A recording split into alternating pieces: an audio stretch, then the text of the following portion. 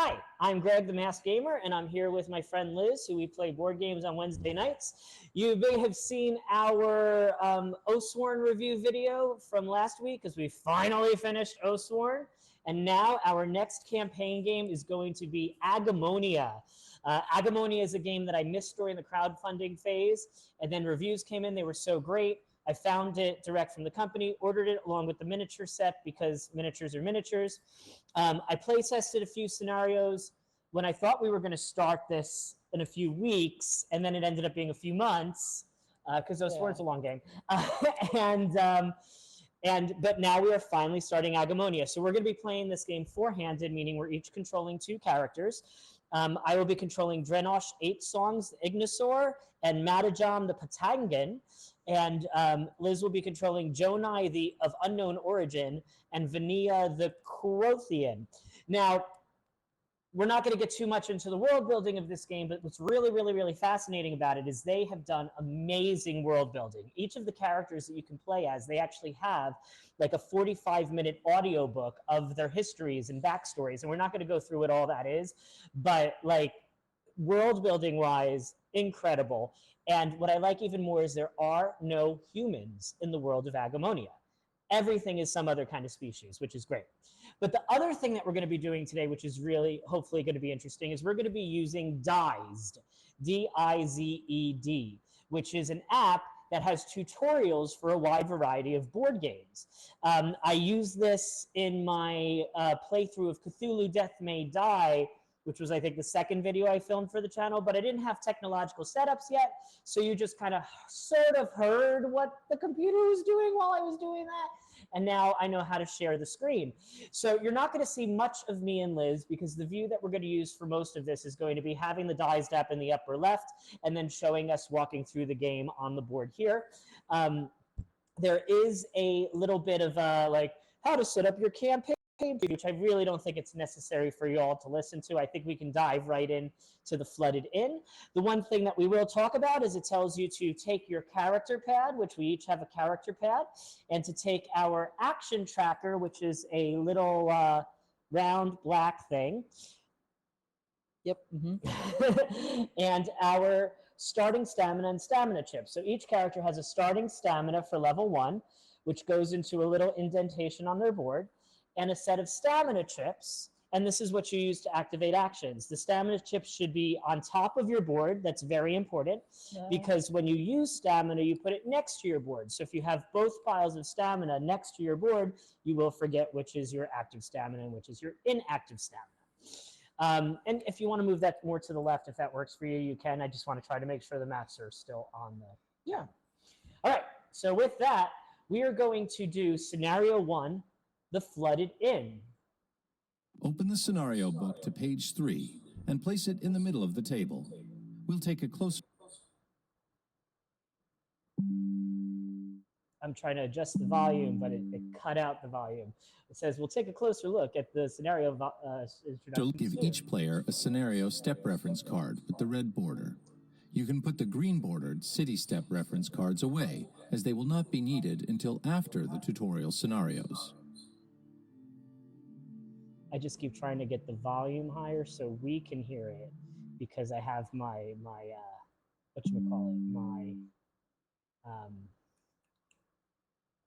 filter going very, very loud, my air filter going very, very loudly, but it looks like it's just going to be what it is. Luckily, we have text for you to read if you are having trouble hearing it.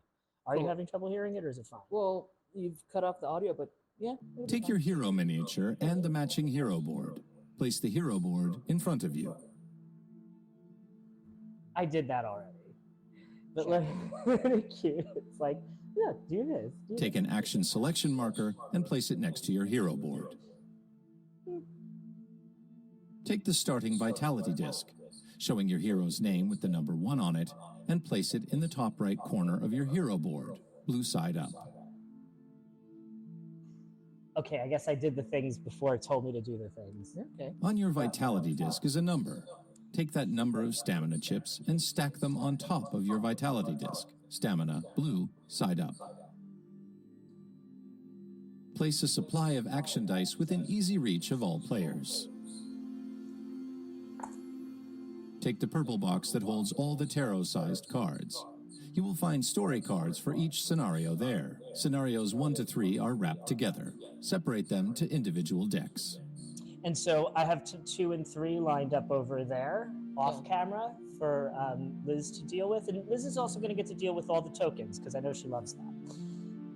Take the story cards for The Flooded Inn and place them next to the scenario book. Do not shuffle this deck or read any of the story cards. Take the other card box and find the small-sized fate cards. Fate cards. Fate cards. Place 4 fate cards face down next to the scenario book. In this scenario, they're only used for keeping track of the rounds played. It doesn't matter which ones you choose. I know you were doing your organizing thing. Did you catch that? Yes, there's 4 that's placed in there. Place a supply of circle tokens next to the scenario book. How many? You don't need. They're next to you already. Gotcha. Yeah. Choose one player to be the narrator. That player reads aloud the introduction to The Flooded Inn on page 3 of the scenario book. Now, there's also a companion app. There's also a companion app that you can put on your phone, which has a narrator reading these things. But we're not going to try to add that to our level of technical stuff today. I'm just going to read this out loud. 1. The Flooded Inn. The city of Ambergate stands on dozens. You know, you don't need to see the board while I read this. You could just look at me gesticulating. The city of Ambergate stands on dozens of small islands connected by canals and bridges. One such island holds the shimmering Squid Inn, where you are staying. One evening, you are standing on the balcony overlooking the magnificent gate from which the city gets its name, a doorway into nowhere. A few weeks ago, runes decorating the gate lit up with an eerie blue radiance. People have come from far and wide to witness this phenomenon, just as you admire it from your balcony. Just then, the gate starts to crackle with azure energy, and water starts to pour in through it. The canals overflow, and the islands closest to the gate are completely submerged. Cries of panic and the ringing of bells fill the air. You rush downstairs into the common room, where water is already knee-deep. The innkeeper, the barmaid, and the customers all look desperately in need of help as the water pours in through the door and the windows. To help them, you will need to act quickly. You do not know any of the others standing with you at the bottom of the stairs, but they also seem eager to assist. If you divide up the tasks at hand, you should be able to help many of those in need. So many camera angles. Okay, here we go. Turn the scenario book to page 4, which shows the scenario map for The Flooded Inn. Place your hero miniatures in the area marked Start on the scenario map. Like on the page? That is correct. Oh. Like on the page. So every scenario in Agemonia has its very own map. You are now ready to start your unforgettable journey into the world of Agemonia. Select Next to begin. Are you ready? Yes. All right. Each Agemonia scenario is played over a number of rounds. In Scenario 1, The Flooded Inn, there are 4 rounds when playing with 4 heroes. Each round, you will select the hero actions you wish to take, resolving them one after another, and finish the turn by discarding a fate card to keep track of the rounds played. As you play, you will discover a number of objectives. Be warned that you might not have time to complete them all, although you will not fail the scenario regardless of how many you complete. Select Next to start the first round, or press the button to repeat the round overview. Any questions so far? All the questions, but I'm gonna fumble through this. Great. Just like life. Excellent. Phase 1. Select Hero Action. In the Select Hero Action phase, each player selects an action for their hero to perform this round. Let's learn about the focus action later. In your first round in Tutorial 1, it is recommended to select the Extra Maneuver action. Each player, place your action selection marker, sticker side down, in the space to the left of the Extra Maneuver action on your hero board. Done. Maneuvers listed on the right side of your hero boards are your way to move around and interact with the map. Usually you may perform one maneuver on your turn, unless you have selected the Extra Maneuver action, which allows you to perform 2. The colored symbols next to your actions determine who takes the first turn. Phase 2, Hero Turns. Each player, see your selected action's colored symbol. Note that this is dependent on which hero you have chosen to play. So in this case, Vania of the Heartwood is red, Yeah. Jonai Javian is blue, Matajam is green, and Dranash 8 Songs is red. What do those colors mean? Can you guess? I'm assuming red goes first. How do you assume that? I don't know, danger? Normally in a game of Agemonia, the order of Confused. hero and Did I get enemy this right? turns each round is determined by a randomly drawn initiative card. However, there are no enemies in the Flooded Inn, so instead you should use the simplified initiative Damn it, I card just should've printed looked above at the the map. scenario map. The colored symbols on the initiative card correspond to the symbols next to your hero's actions on your hero board. The turn order is read from top to bottom. Red, then blue, then green. If two or more heroes share the same initiative, their players may choose the order of those heroes' turns. If the players are unable to agree, those heroes with the same initiative take their turns in order of their taunt value, from highest to lowest. Determine the player who goes first. The turn order is read from top to bottom. Red, then blue, then green. So both Dranash and Vania are red, so we get to choose between us which one of them is going to go first. So I think it should be Vania. I have no idea what I'm doing, so I think it should be you. I think it should be you for that exact reason. All right. Because we're seeing how well this tutorial teaches us. All right. There are move and recover maneuvers shown on the hero board. Recover maneuvers are used for restoring spent stamina or healing damage. Since there's no stamina used or damage suffered at the start, you will learn about the recover maneuvers later. Let's perform a move maneuver instead. You have two different move maneuvers. The first does not require you to spend any stamina. The second does. A move maneuver allows you to move your hero by spending the movement points indicated. Example, Vania has two options when choosing to perform a move maneuver. The first gives her 2 movement points to spend, while the second gives her 3 movement points, but she will have to spend 1 stamina. Questions? Nope. Each movement point spent allows you to move your hero across a single white line into an adjacent area on the scenario map. 2 areas are adjacent if there is a single or double white line separating them. However, movement may only be performed across a single white line. Study the map for examples of single and double white lines between areas. Movement may only be performed across single white lines. So like this table is a separate area, but you can't travel onto it because it's got double lines, which you really can't see on the overhead shot, but just trust us. Worst saying ever. What? Yep. Worst what? Worst thing to say ever. Oh. Just trust us. Note, when you decide to perform a move maneuver, you must choose which of the 2 to perform and spend any stamina required before you start spending your movement points. Tip: some characters move further than others. Even if you're playing one of the faster characters, don't be too cautious about spending stamina to move in this scenario. The player going first. Do you wish to spend stamina to move further? I have a question. Yes. What are we trying to do? We don't know yet Okay, so how do I know if I want to spend stamina if I don't know what I'm supposed to do? because it said a tip. It said tip. Don't be too cautious in spending stamina. So, in this first okay, I guess scenario. the answer is yes. I The guess. answer is yes. But we have no stamina. We You don't have. start with That's stamina. what these are. Oh, yes. That's okay, your you're right. Gotcha. Okay, yes. See the stamina cost on the move maneuver. Remove the amount of stamina chips from your vitality disc. Place them above your hero board, blue stamina side up. It'll walk you through it. Okay. Stamina is restored by taking recover maneuvers. I The hope. first player to take a turn, move your hero into the area containing story point H. If you have multiple movement points to spend, you'll get to use them after resolving the story point. Okay.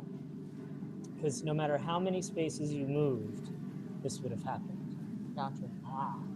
The area your hero has just moved into contains a story point. Story points show a letter and a number, the number being the story point's range. As soon as a hero moves into range of a story point for the first time, they interrupt their movement to reveal the relevant story card. In this case, as the story point shows 0, The story card is revealed only when you move into the area. Reveal story card H. Be careful not to read the other side of the story card, or the front or back of any of the other story cards. I'll show you. So on the story card deck, you'll see the letter is on the top. Yeah. So you can kind of go through it without seeing the other cards in the sequence and getting spoilers. Oh, find your story So card. you're finding story card H, and that's what you're going to reveal. Make sense? Yep, I missed that. Okay, great. I'll pay more. Read aloud the title and the text written in italics on the back of the story card to the other players. In the common room, the innkeeper is desperately trying to direct customers upstairs. One, a silk merchant, is ignoring him and is instead making her way back to her room. Meanwhile, the young barmaid of the Shimmering Squid is standing behind the bar, clearly concerned about something. The stout Corellian innkeeper partly welcomed you yestereve, but is now fighting off panic.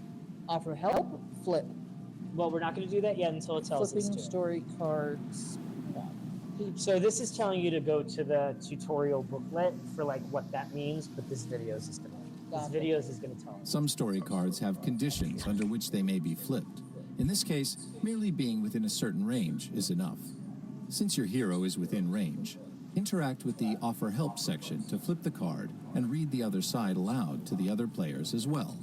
Place the card on the table after. Okay. Flip. The innkeeper's plea. Are you certain you can face the current? As Beccara is my witness, I want no harm to you. From head to toe. In fact, perhaps, you can help with the bridge. I fear it will collapse, and then the escape route will be cut off for many townsfolk. Work hard, and may the Creator's success flow down on us all. There are others also in need of your help, such as the silk merchant and the barmaid.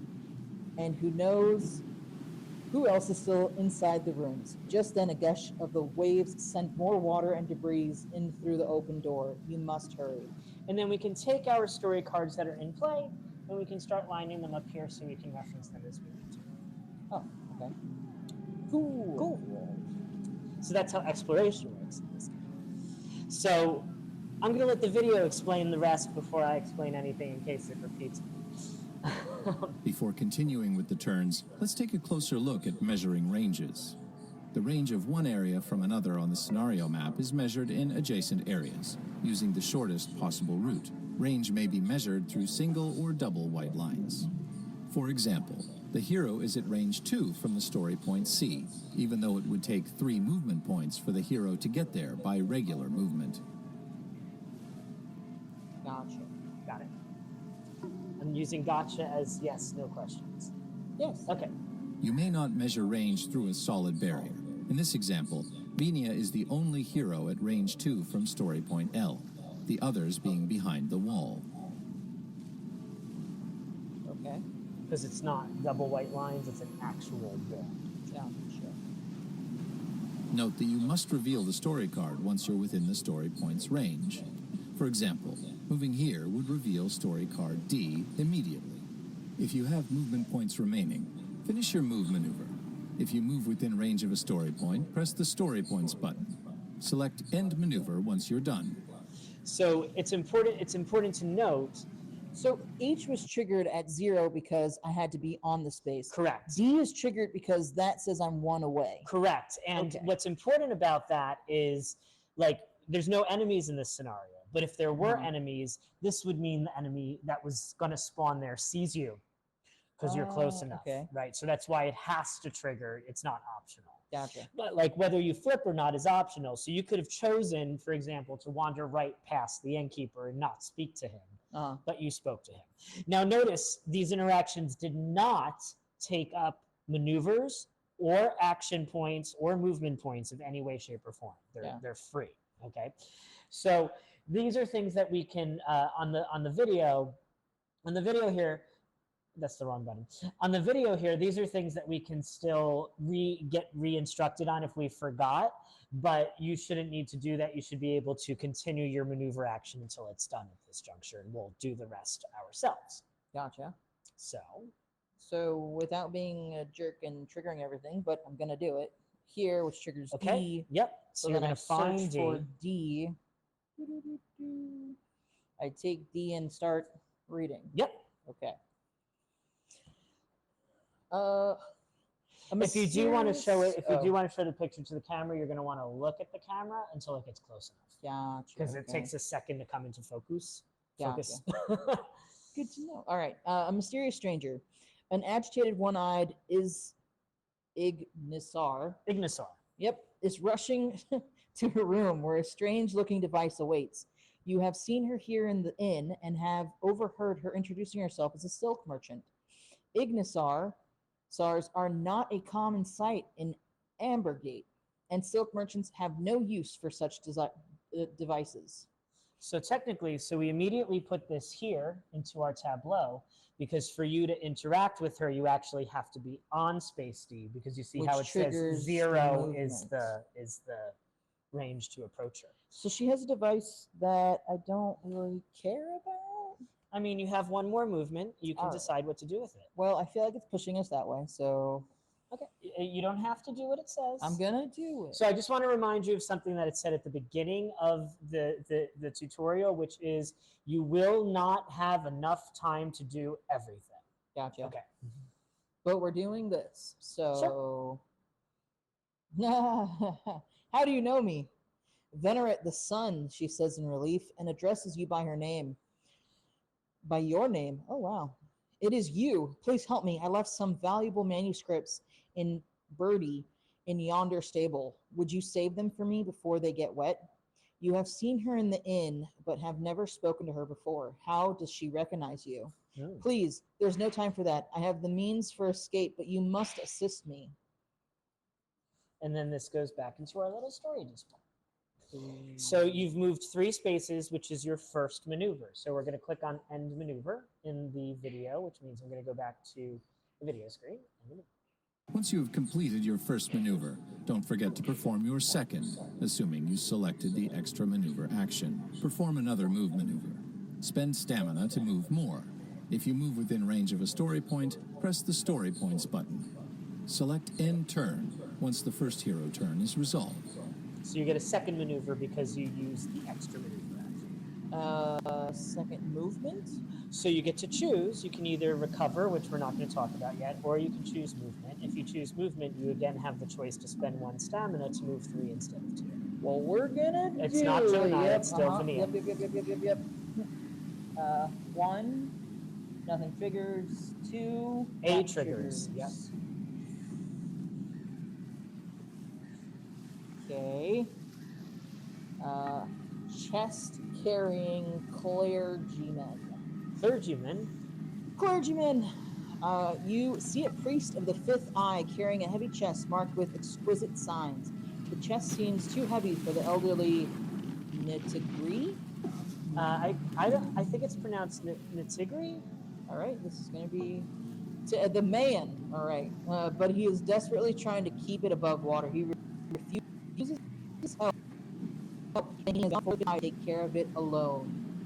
So I'm not in there, so I can't trigger this, but I do have a third action, so I'll jump in there to trigger this. Oh, wait, don't go away. I'm going. Well, because this hasn't told us what to do with this yet. Okay. So I want to see if it does. So we're going to Choose click a on story point. points. Select Next to exit So this it's going to menu. tell us about what to do with this specific story point. What? Because it tells you which story point did you reach. Is your hero within range 1 of the story point A? It's really going more into detail than we Reveal needed. story card A and read aloud its backside. We're beyond this. I This see. is Once very. you're within range 0 of the story point, you may take an active Okay, here we ability go. check to try and flip the card. Let's see how active ability checks are performed. There are 3 abilities: Might, Agility, and Will. See these 3 Wow, abilities I'm and the dumb. level your hero has in each, shown on your hero board. We don't have any smart people. No. An active ability check is performed by rolling a number of action dice equal to your hero's level in the given ability. Maybe I'm The not active dumb. ability check is successful if your hero rolls a total number of successes equal to or higher than the number specified by the check. These die results mean 1 success or 2 successes each. This result gives you 1 success and 1 extra roll. With this die result, you may spend up to 2 stamina to get an equal number of successes. Some active ability checks allow you to choose between 2 or more abilities. In this case, the ability symbols are separated by a vertical line. Example, Laura is playing the hero Lunara and is attempting a will active ability check that requires 5 successes. Look, Lunara was the smart one. Joke's on you. Laura rolls 3 action dice as Lunara's will ability is level 3. The leftmost die gives her 2 successes. It's really baby The steps. die in the middle gives her 1 success and 1 extra roll, which in this example gives her 1 success as well. So it's 4. You spend The 1 rightmost stamina. die allows her to spend 1 or 2 stamina to get an equal number of successes. She spends 1 stamina, bringing her total successes to 5. The active ability check is a success. If your hero is within range 0 of the story point A, you may take a will active ability check to try and flip the card. And again, the ability check does not take an action or stamina or maneuver or any of that stuff to do. You can do it automatically. So I'm assuming you want to try this check, correct? Yeah, I'm dumb, but I can throw dice, so... There's no harm, no foul. So you got to throw chain. another dice. You got Can another I throw chain. That's 1 and throw a dice? So you're at 3 right now. Okay, alright, so it's not too bad. Alright, hey look, I'm dumb, but I can throw dice. And the thing that's great about this game is when you're doing an active 4, 5, ability, 6. there's no miss. Like, everything is some form of success, and it's just a matter of how successful you are. Like, there's no blank sign. So you succeeded. Nice. Flip that card. Yay! Let me see if it Choose a wants us story to- point. Oh, no, Select it's just- Next to exit this menu. It's a church. Okay. Chest of the fifth eye. You convince the priest that the fifth eye will not be pleased if the chest and its contents get wet. He sighs in relief as you take the heavy object from his hand. The chest emits a high-pitched hum which seems oddly out of place compared to the heavy, low sloshing of water. Place this card below your hero board. You may give this card to a hero in the same area as your hero on your turn or theirs. If the hero with this card moves into an area with a chest symbol, place this card in the salvage pile. So I'm going to place it under here. So that's something I need to move over there. Cool. Select End Turn. So once the now first hero turn is that's resolved. both of your actions. Yes. Questions, comments, concerns, feedbacks. So far, no. Okay. Before starting the next turn, let's take a quick look at the maximum capacity of the areas. All areas of the scenario map that heroes can move into contain 1 or more white dots. These dots show the maximum capacity of the area, that is, the maximum number of figures that may occupy the area. If an area is at its maximum capacity, your hero may not end their turn there. However, they may move through that area into another area in certain situations. Example, this hero may not move into the area with the other heroes and end the turn there, because the area is at maximum capacity. However, if he wants to move through that area into another area, he may do so. Cool. Determine the hero who gets the next turn. It's Jernash 8 song. Unless you feel there's a good reason not to do so, players should move their heroes in different directions to each other in this scenario. The time you have to explore is short, and remember, don't be too cautious about spending stamina to move. It drives that Resolve point your home. turn by performing 2 move maneuvers. If you move within range of a story point, press the story points button. Select End Turn once this hero's turn is finished. Oh, so we were supposed to press that button when we were in D. It actually gave us that instruction, and we didn't really pay attention to it. Nope. Oh, well. All right, so Jernash 8... Click end turn, right? This is my turn. Oh, it's your turn now. Yeah, I see. your turn. It's my turn. Okay. So Jernash 8 Songs is going to spend 1 stamina, and Jernash 8 Songs. We're gonna take a second here to talk about Jernash 8 Songs and the Ignisar species of Agemonia. So ignosaurs are a lizardine species, and they shed their skin 3 times in their life cycle. The 3rd time they shed their skin, they are now an adult, and they must choose a gender. Female ignosaurs can do certain things, and male ignosaurs can do certain things. Now, however, our friend Drenosh, 8 songs, when Drenosh reached maturity, Drenosh refused to choose a gender, and thus was outsidered from the rest of their family. So Greg is going to be very cautious to always use the correct pronoun of they when it comes to Drenosh, and Liz will definitely need to correct Greg several times. So Drenosh is going to move to H, and Drenosh has decided that somebody else can handle whatever's going on inside this inn. So Drenosh is going to move here and then here outside. Now, since Drenosh has gone outside and is now within 2 spaces of space L, we must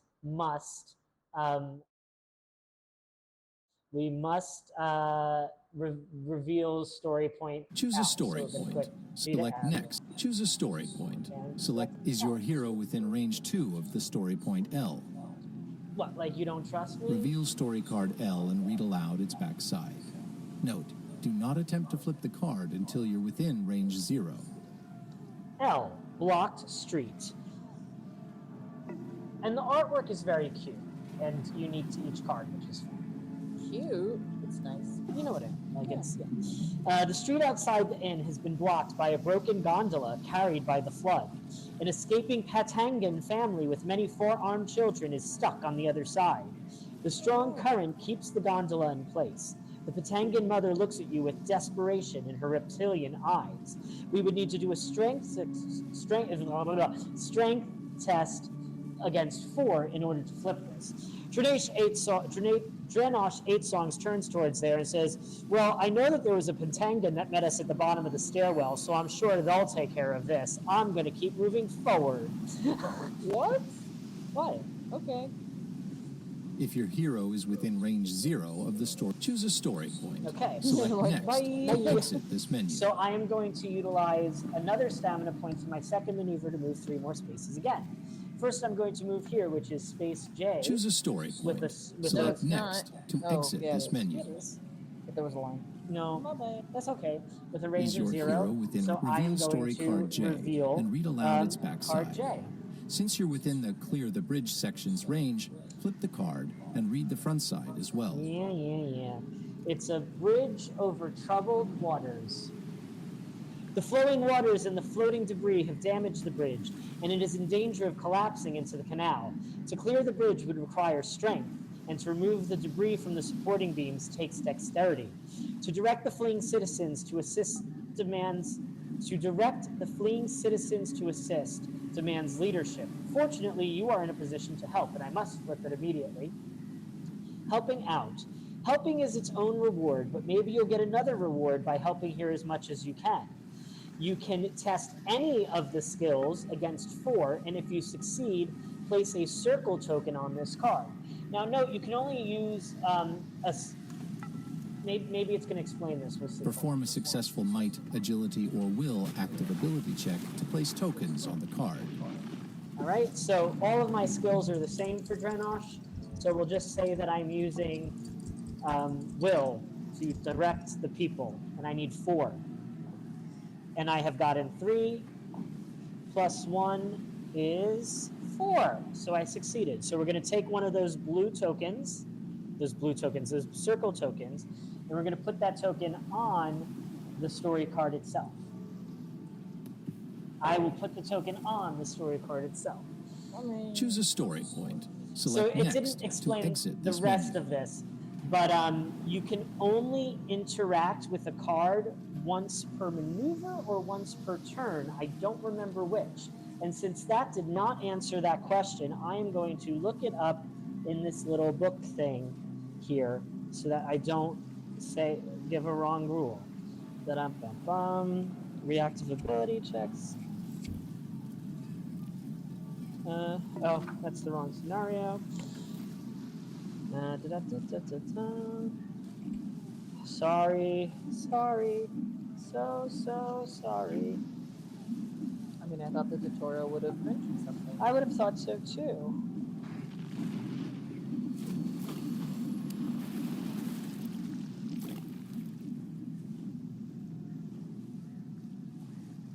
You may only attempt a particular active ability check once during your turn. So that's what I thought. So even though I'm about to use even though I'm in the midst of a second maneuver, like let me rephrase this. If this was my first maneuver, I could not use a second maneuver to do that check again. I can only do it once per turn. Instead of standing there and seeing what happens, I have 2 more spaces left. So I'm going to move here, and then I'm going to turn to my left and see there's this tiny little walkway that only one person can fit on, or I can go this way towards a door, and I'm going to use my intuition and say, that door is probably locked. Sure. And creep along this little passageway here. And that is the end of Select Grenache, end turn. Eight Songs, Once this hero's first turn is finished, determine the hero who gets the next turn. So it is I. It is you, Janai Javier. Resolve your turn by performing 2 move Obviously maneuvers. gonna If you move spend within range of a story point, press the story points button. Select end turn once this hero's turn is finished. So You don't do H again, right? 2, 3. So you're going outside too? Yeah. Okay. So we're just going to leave the barmaid in the corner by herself? No, it's Okay. Vania's going to take care of everything. Hopefully figure it out. Vania's going to take care of everything. Carrying a chest, saving a barmaid, and helping people. Sure. I believe in them. So then I go again, spending an extra movement. I'm gonna go here, which triggers J. So you can do doing a the test. check. Which skill do you want to use? It said either strength or brains, and Or joke's dexterity. on you. You can choose whichever one you want. I am not strong or strength or dex or whatever. I'm just 2s all around, so just 2 dice. Yeah, but say what you're doing so you can narrate. Okay, so she seems like she would probably meet every obstacle with some force. So She's going to a push might check. stuff. Great. And let's roll in the dice tray. Oh, I hate it. Okay. Well, yeah, but otherwise we're going to start knocking those people over because they're not as sturdy as our friends in Osworm. So this is 1 to 3 successes, which is not gonna cut it. Correct. So that was a waste. Well, you still have 2 more movement points. Yes. 1, and then I am not going to metagame, and I'm just going to run forward. Well, also, you cannot go to this space because it has a maximum capacity of 1. True. Yeah. Okay, so finally... Oh, that is... The last hero. You're up. Resolve your I turn am the by last performing hero. 2 move maneuvers. I am also going if to you spend move within stamina range to of a move story 3. point, 1, 2, press the 3. story points button. Select And then I'm end going turn to once this spend... hero's turn is finished. You know, I'm not going to spend stamina because what if there's a reason I need to stay on L? So I'm not going to spend stamina for my second movement, and I'm going to go help the family of my brethren. Yay! Which is going to be hard for me because nobody in our party has 3 strength, for the record. So that yeah, Pretty mid. we're pretty big. So I'm going to roll the 2 dice, and this is a big deal because if I fail this, it's going to be very sad. I was going to hold it. Well, I can Throw another dice. Oh, I get to throw another dice. Throw another dice. I get to throw another dice. All right. I don't know what that was. Did I cock it? I Well, think we'll so. say this was the score. Yeah. So we rolled 2 successes, and I can spend 1 to 2 stamina per other. I don't know what I'll call that thing, but I am going to spend the other 2 stamina to turn that into a success. So it's a good thing I didn't. Nope. We don't know that yet. Well, it says if you do that, you place a marker on there. We're here. Nope, that's right. We're in a different location. Yes, you are. I'm helping my peoples. Yep. Families saved. Straining your muscles to the extreme, you manage to move the gondola aside. The relieved families can escape the flood. May the stars shine upon you, many of them say in Nitgari fashion. The Patangan children deftly climb over the remaining debris, while their mother turns to you, forming a complex symbol with her 4 claws. I thank the spirit and I thank you. We're going to take another minute here to talk about Patangan culture. What's interesting about Patangan culture and how happy this mother is that we saved her children is that it's very normal in Patangan culture to eat your own offspring. What? It is very normal in Patangan culture to eat your own offspring. All right. In fact, my character was seen as a betrayer to his species because him and his wife decided to move to the city and not eat any of their offspring. So you didn't save people, you saved future snacks. Potentially. That sounds terrible. I mean, otherwise you have 29 children to feed. I mean... Because obviously we procreate quite a lot in Patangan culture. Maybe fix your television. I don't know. There's no televisions in Agemonia that we know of. Okay, so we're going to reveal story card circle and place this in the salvage pile. Because that's what the card says. Salvage. Card circle. A little boat. While moving the gondola, you notice a small boat stuck behind it. It bobs precariously on the waves, but does not turn over. A small push might allow you to move it to a place where it could hold your salvage for you. A hero in L may use a maneuver to flip this card. However, I don't have a spare maneuver because that was my second maneuver, so it turns out to be a very good thing that I didn't use that stamina point. For the record, no, I did not remember that. But you have played this before. I have played this before. I obviously remembered that door was locked, but I didn't remember that I needed to do something with the boat. But also, it makes sense that that door would be locked. Okay. All right, so that was the end of the Patangan Matajam's turn. We're going to click on end turn. Once all players have taken their turn, the phase is over. It's time for the last phase of the round, Phase 3. Discard Fate card. During a scenario, time is measured using Fate cards. Discard one Fate card face up into a discard pile next to the Fate deck. The front of the Fate card is irrelevant in this scenario. Luckily. How is it made irrelevant? Well, these symbols don't matter. Okay. We just have 4 cards. We're not learning what these symbols mean. Okay. Why is it irrelevant though? Because that symbol doesn't match what's on the map? What does this do? We haven't learned what those symbols mean. Gotcha, okay. We're going to learn what those symbols mean in a future scenario. So it's useless. It's a counter. Okay, That's why it said it's irrelevant, gotcha. because it's useless. Okay, great. All Play right. continues in a similar manner to the first round, but now there are a few more things you should know. Selecting the focus action allows you to roll 1 extra action die during every active ability check you perform this round. Not just one, but If you every select the one. focus action, you get the extra die, but you may perform only 1 maneuver this round. Questions? No. Phase 1. Select Hero Action. Each player, place your action selection marker, sticker side down, in the space to the left of the desired action on your hero board. Use the So you're buttons for not- help. You're not required to select the other option because you select the first option. You could reselect At the same beginning of each option. turn, you pick whichever option you want. Gotcha. So Matajam is going to use an extra maneuver so that he can flip the boat and do something else.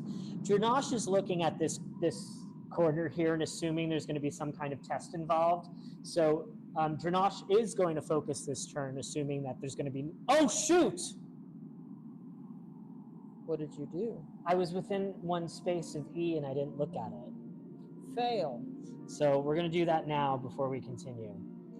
But you don't get an extra. It's a maintenance hatch. No, because it would have happened as soon as I Yep. entered that space. Maintenance hatch. There is a low entrance to the stable meant for delivering hay. Like everything else, it is overflowing with water and debris. But I would have needed to be next to it to take a closer look, so it's okay. It's not bad. This you should have revealed M, because you were 1 space away from this. Yes, because we broke the game almost immediately. My bad. This Alright. yeah. Still learning. All right. Door to the stable.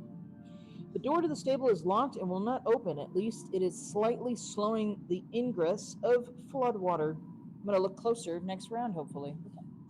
So this is where having 2 heads instead of 1 is going to come in handy, because we're going to be able to catch when the other player forgets to do this. Or someone will learn something. Yep. But, well, I mean, like, we're learning the game, so this is fine. But like, this is one of the reasons that I had challenges with playing this solo because I get ahead of myself. And, Sometimes. Yeah.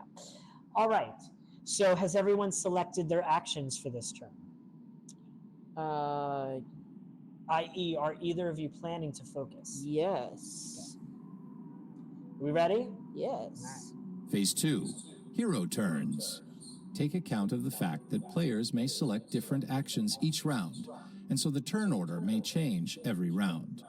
If you choose an action and the situation changes before you get to resolve it, there's always the option to take the rethink action instead.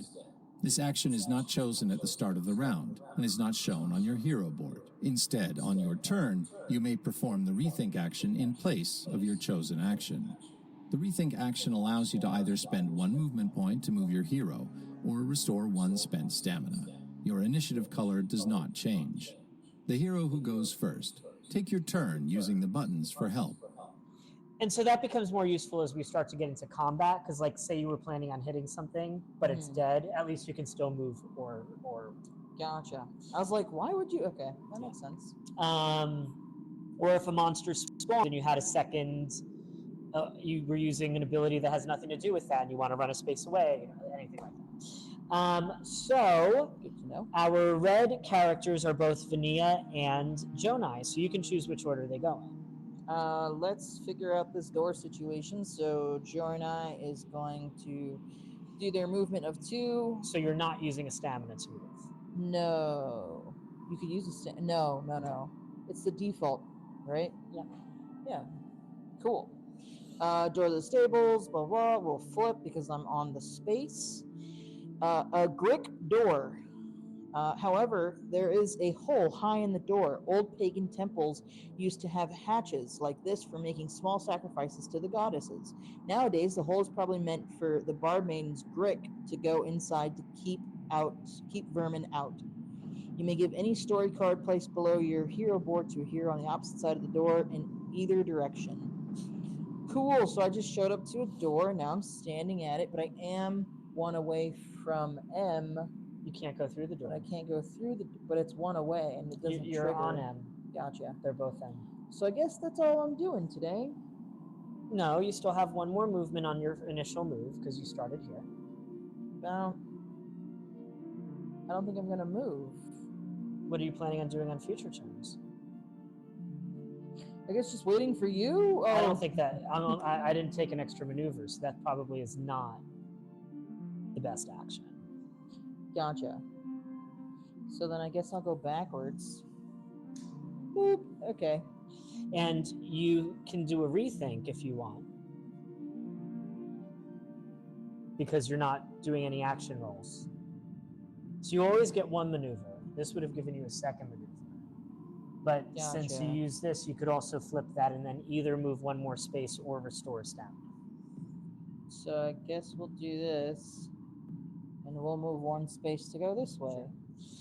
I mean, I did try to suggest to go talk to the barmaid. I did my best. We're gonna go there first. I don't know. Well, Vania's going there now. Correct.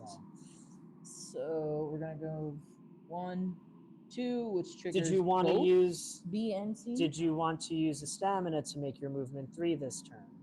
Was the question you asked before you moved. Yes. Okay. Correct. So yes, going there is going to trigger both of them. Okay, so we'll do So you B get to reveal first. both B and C.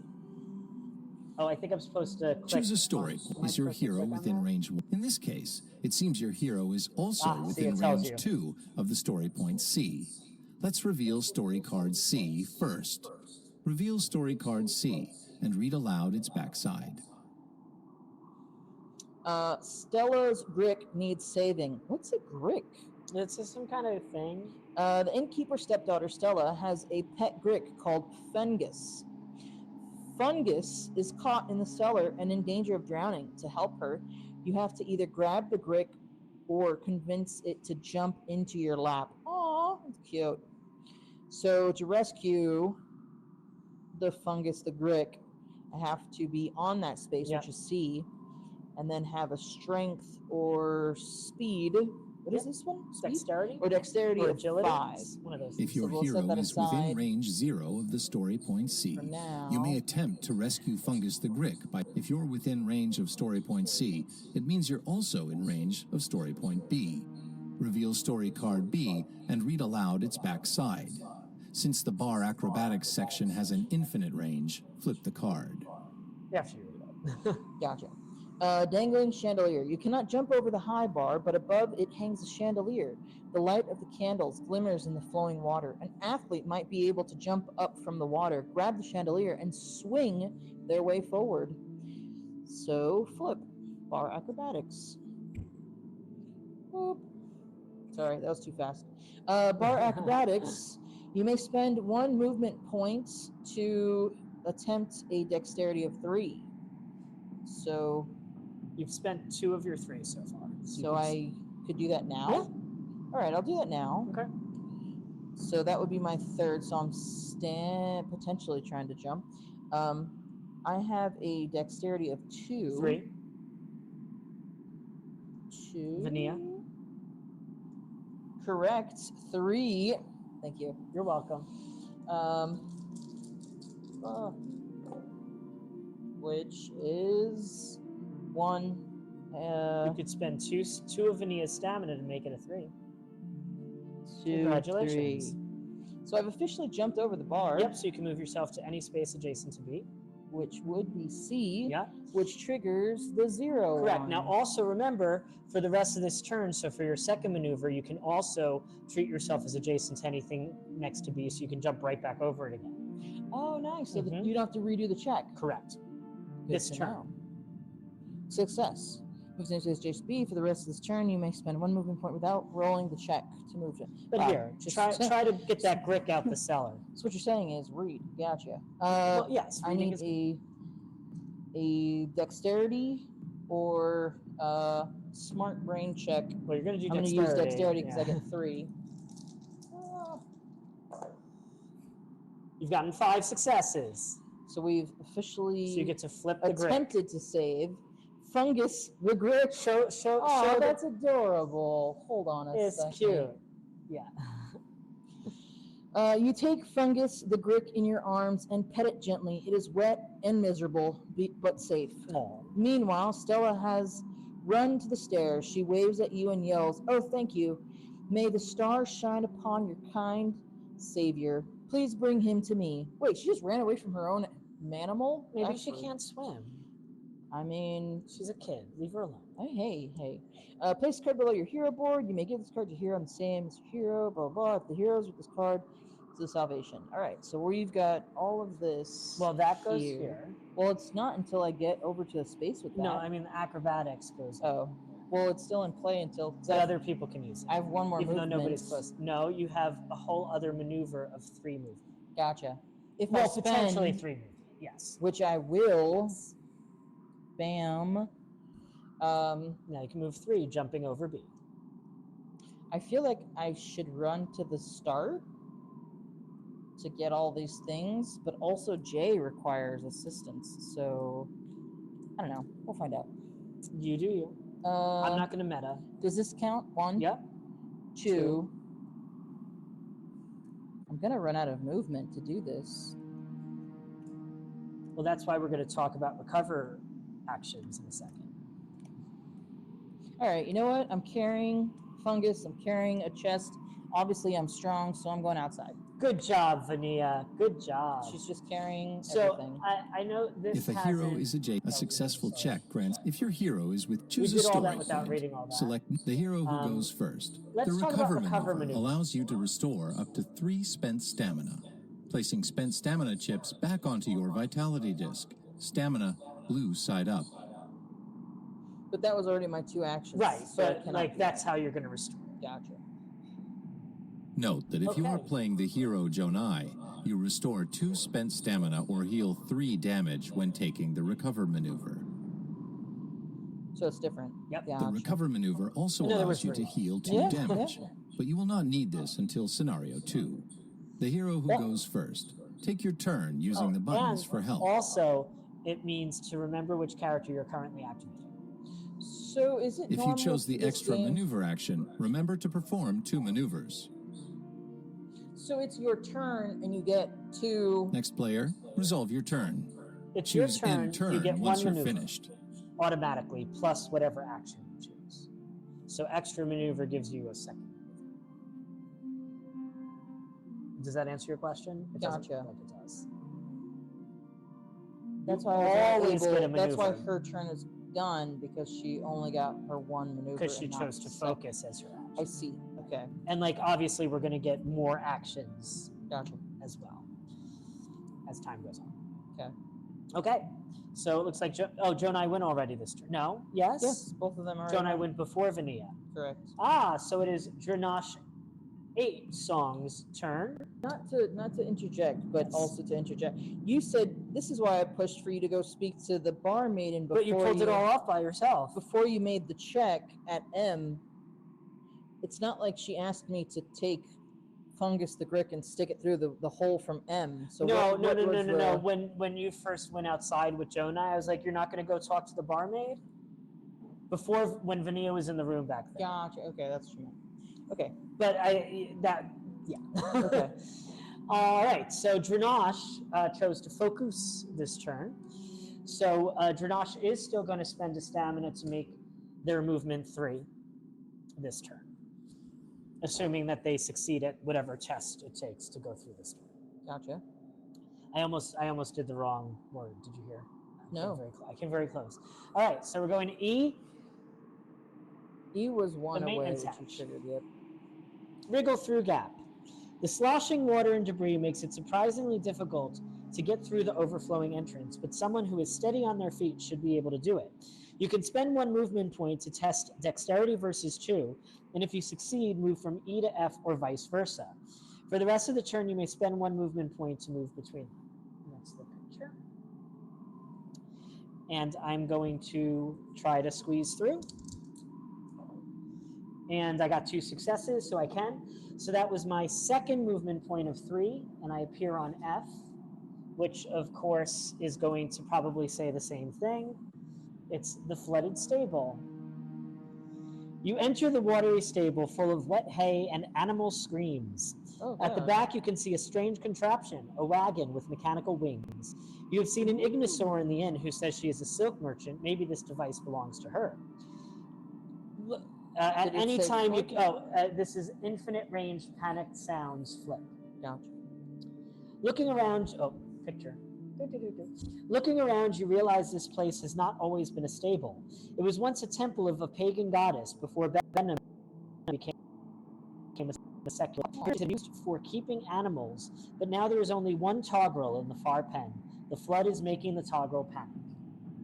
So that was 1 action, 2 action to go through there, and I have a 3rd movement, which is going to It's take only one me way. here. Yep. What? It's only 1 way. Well, no, I could have gone back because I squeezed this turn, but I'm not going to. K, the scared beast. The distressed togrel is rearing in its pen. It is tangled in some ropes and clearly scared of the rising waters. When it sees you, it kicks at the stable support beams, causing the whole building to shake. If I'm within 1 space of it, I can do a test versus willpower. However, because and this is about the rethink action that we didn't talk about before, you have to choose to rethink at the beginning of your turn. Oh. So it's if somebody else does something different. So I can't rethink now to move 1 more space. It's not an option for me. So I'm going to put that over there. And that is the end. If you chose the extra maneuver action, remember to perform 2 maneuvers. Yeah, well, I did. Next player, resolve your turn. And now we go to Choose Mattajam. end turn once you're finished. So Mattajam is going to use their extra maneuver action, their first maneuver, to move the boat and flip it. Oh, wow. What is that?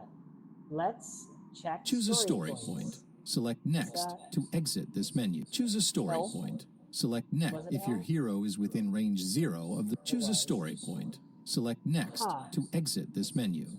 That's weird that it's Choose not... end turn once you're finished. So it's not explaining what this means, but what this means It's not explaining what this means, but it's a card that has a picture on it of the board.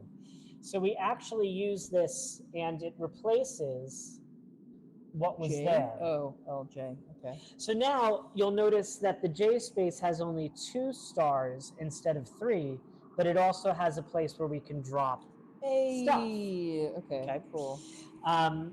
That's weird that the tutorial did not cover that. Yeah. But anyway, so we're going. I mean, there is a page in the book that would explain it, but I have a second maneuver now, which I am going to spend a focus to move 3.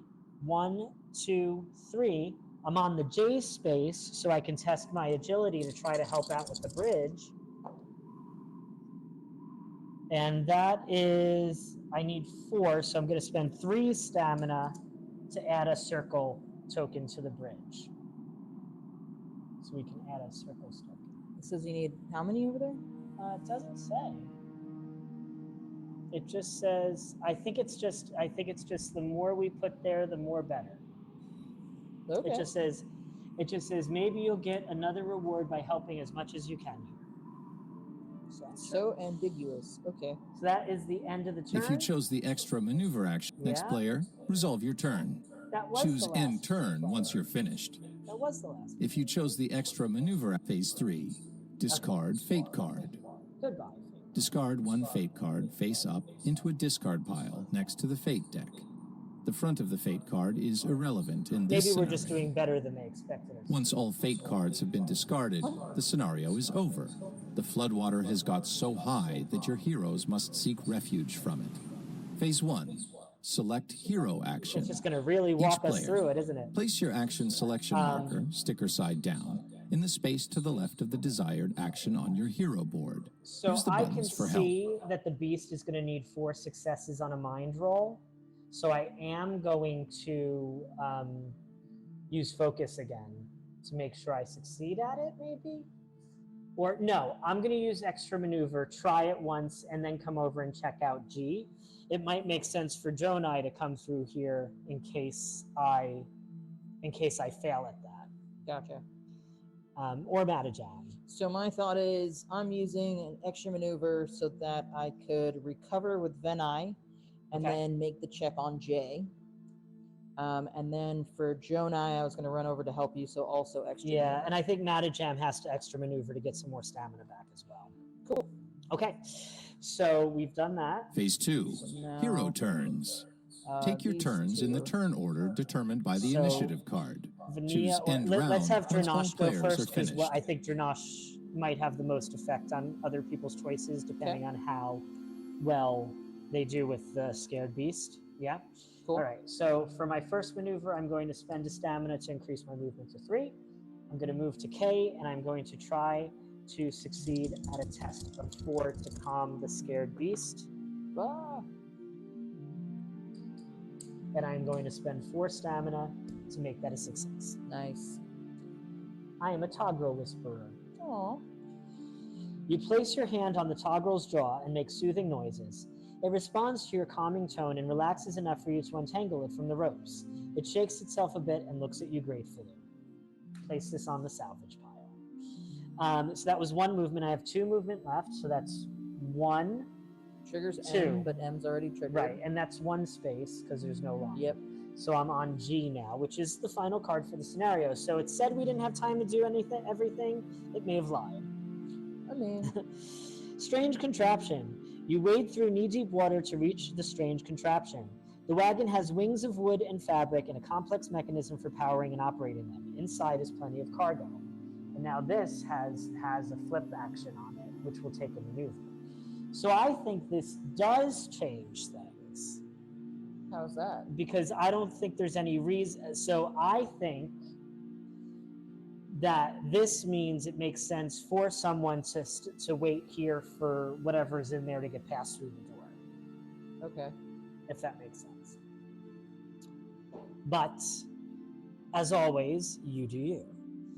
Okay. But Vania goes first. Yes. So Vania will do the recovery action, which means I get 3. back 3. Yep. I And then you get a second gain maneuver. 2 health, but I'm No, already you full. choose one or the other. Oh, okay. for future reference. Nice. So then that was my first action. The second action is gonna be to not. I'm gonna assuming not you want move to come forward. here and drop your things in the boat. Yeah, I'm not gonna pay for a third, so we're just Oh, gonna take the regular base 2, Okay. jump over here. Drop your things in the salvage boat. That doesn't take an action, so all of the cool stuff that I've collected gets dropped into the and you get salvage to help pile. out. And I get to help out, which requires a 4 in Whatever you choose. dexterity or smartness. So I'm obviously going to dexterity. So that's what I do. Which you would need to spend 3 stamina to make that a success. so I'll spend the 3. And that is a success. Yep, So and you get to another add a thing. And then you still have 1 more movement point. I don't know where I'm supposed to go because technically they're going to go over there. I mean, so you why don't have even? to. You don't have to move. But there's no like exit to the map. No, It just ends. we just have enough. We have 4 turns to save as much stuff as we And can. next turn, because I'm just standing there, I could take another action? Yeah. Okay. So then I'm going to just end my turn with Vinia on the boat. Okay. Next is Jonai. So Jonai is doing an extra movement because they're going to do, yes. Now, let's go backwards one. Let's talk about the end of Vania's turn. This space has a maximum capacity of 2. Okay. So if Jonai wanted to step on that space on her turn after Vania, she would not be able to because there's 2 things. She can, she just can't. Right, but you wouldn't be able to do the thing. You can't end your turn there. You can't end your move. You can't stop them. Oh, okay. So Vania might have wanted to move 1 more space off of it so that Jonai could go help out with the bridge and then head towards the door. That was my intention. Okay. I didn't say that. I didn't think about it until now. So Vania probably should move there to leave. Yeah. I appreciate the retroactive because that's probably We're the best learning the thing. game. Yeah.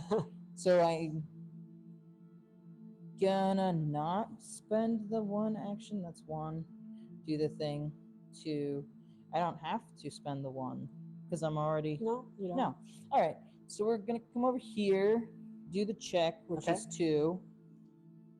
So Slux. she's gonna strong hand this barrel, and That's 3. 3. That's not It's a not success. enough. Unfortunately, her strength was unmatched. Then she'll run back here. And then So that's her another first maneuver, and then her second maneuver. 1, 2. She'll wait by the little porthole. So I just want to point out while we're doing this, when I play tested this game, I was using the Stone Rock Dude, and I was using the Corallian Wizard, who are the 2 slow characters who have a base movement of 1. Gotcha. And one of them needs to spend a stamina to move 2, and the other one has to spend 2 stamina to move 3. Wow. I did not do a lot. That's probably why we're getting so many things done. We've got, we have, these are all like the fastest you can be.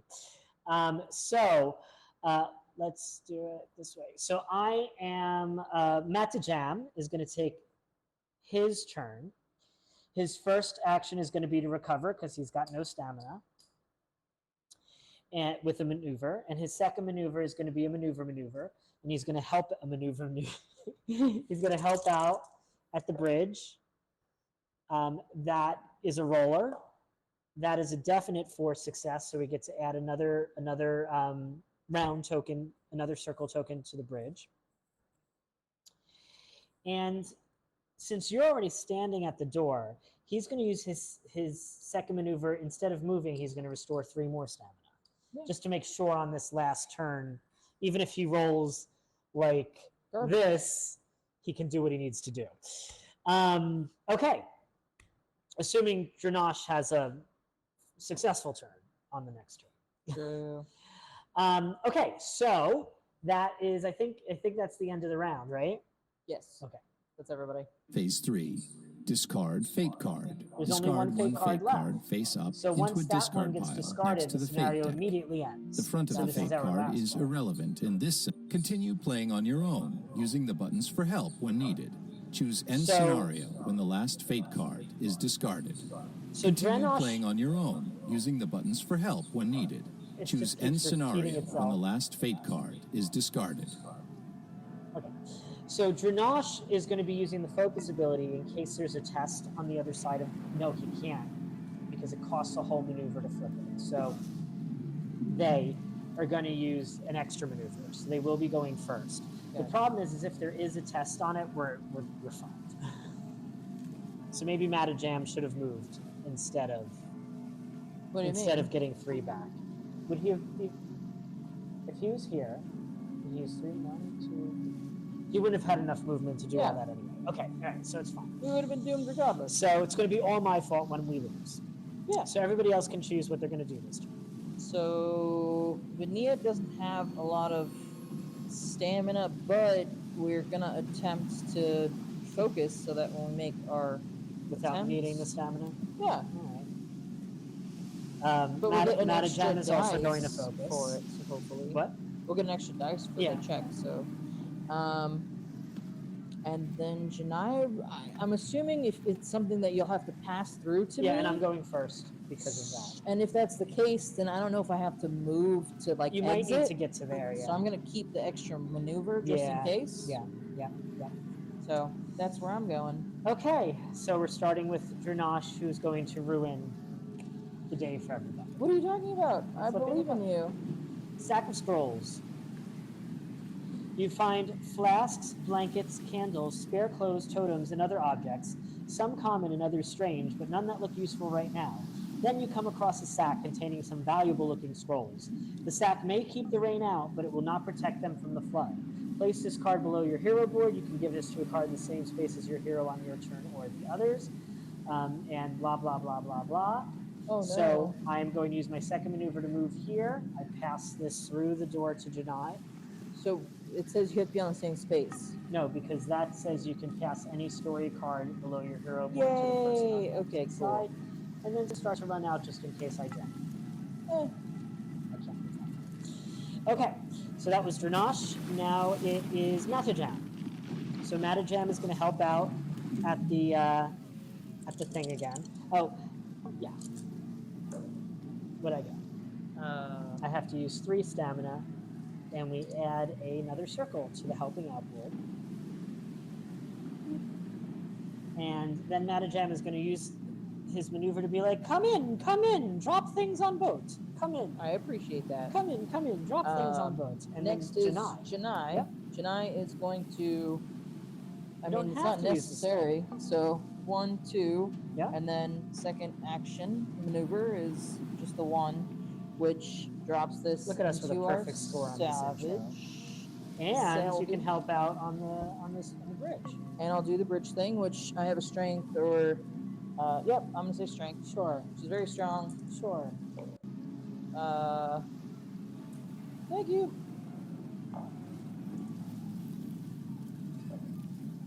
I can't see it. So now I'm gonna spend 2. Yep.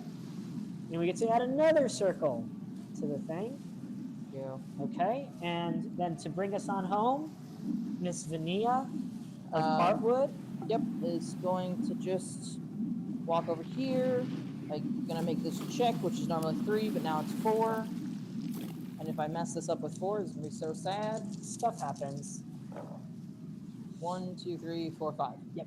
And so that is another circle on that, and that is the last fate card. So, what am I doing? I'm putting Putting it over there. Was the last fate card No, discarded? Let's go back to Yes. this view. Scenario ended. Open the scenario book, page 6, and read the story text paragraph written in italics at the beginning of conclusion.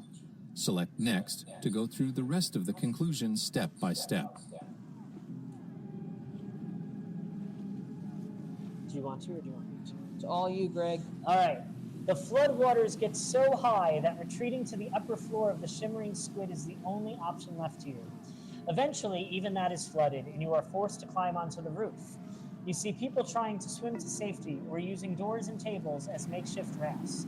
You spend your time helping others, but the truth is you are also in need of help. Oh no. Facts. Before taking a closer look at the scenario conclusion, let's prepare your party and hero sheets. To keep a record of your campaign, use a party sheet and one hero sheet for each hero. If you are using the Agemonia companion app, you may use that instead of your party sheet. And Each hero also needs a the hero app tray to store the in later cards and other sessions, but not components this one. necessary to play that hero. The hero board slots into the top of the hero tray between gaming sessions to keep everything secure. That's cool. Decide on a name for your party and write it down on its dedicated spot on the party sheet. Hey, what's our name? What's our party name? Yeah, I don't know. What would you like? I would like you to choose. You want me to select our party name? Why is there multiple? Oh, it's just one. In case you wanted to play it more than once. Party name for our group of, I don't know, of people, but they're not people. There's an Ignosaur, a Patangan, a We Don't Know, and a Quathian. This is, I don't know, it's put, I don't know, the people. The not people. We want to, I don't know, there needs to be more lore. There needs to be more thought. We don't need a name right now. We'll think of a name later. What's the scenario? I'll deal They're with it. flooded in. The Is party it check sheet yet? records the outcomes of the scenarios you have played and the level you have achieved.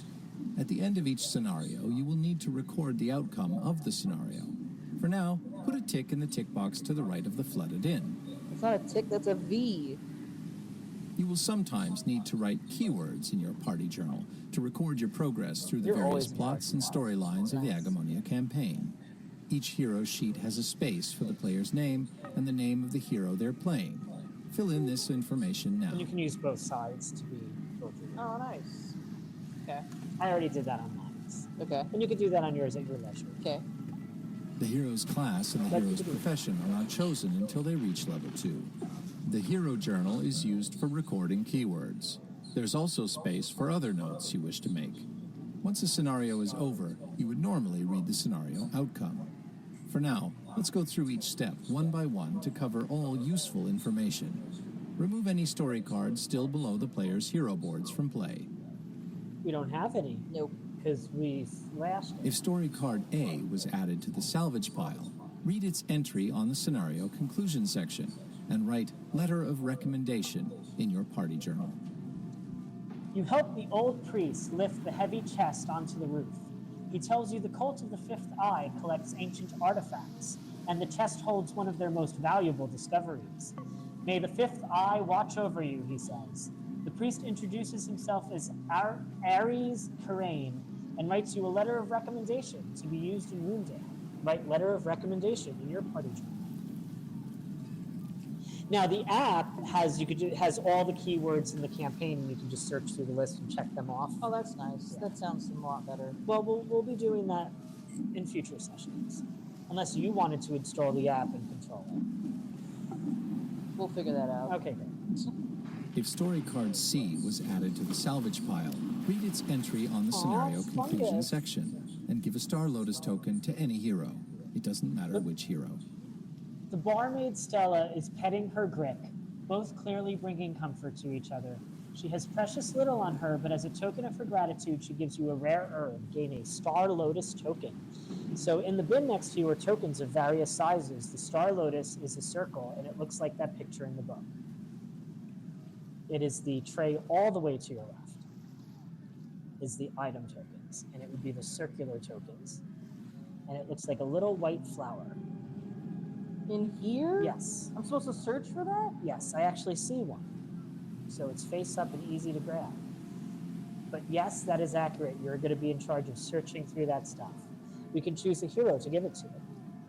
I saved it, no offense. I think Mania's gonna. I mean, I think that makes perfect sense, don't Okay. you? See, look, it even fits perfectly on her sheet. Oh.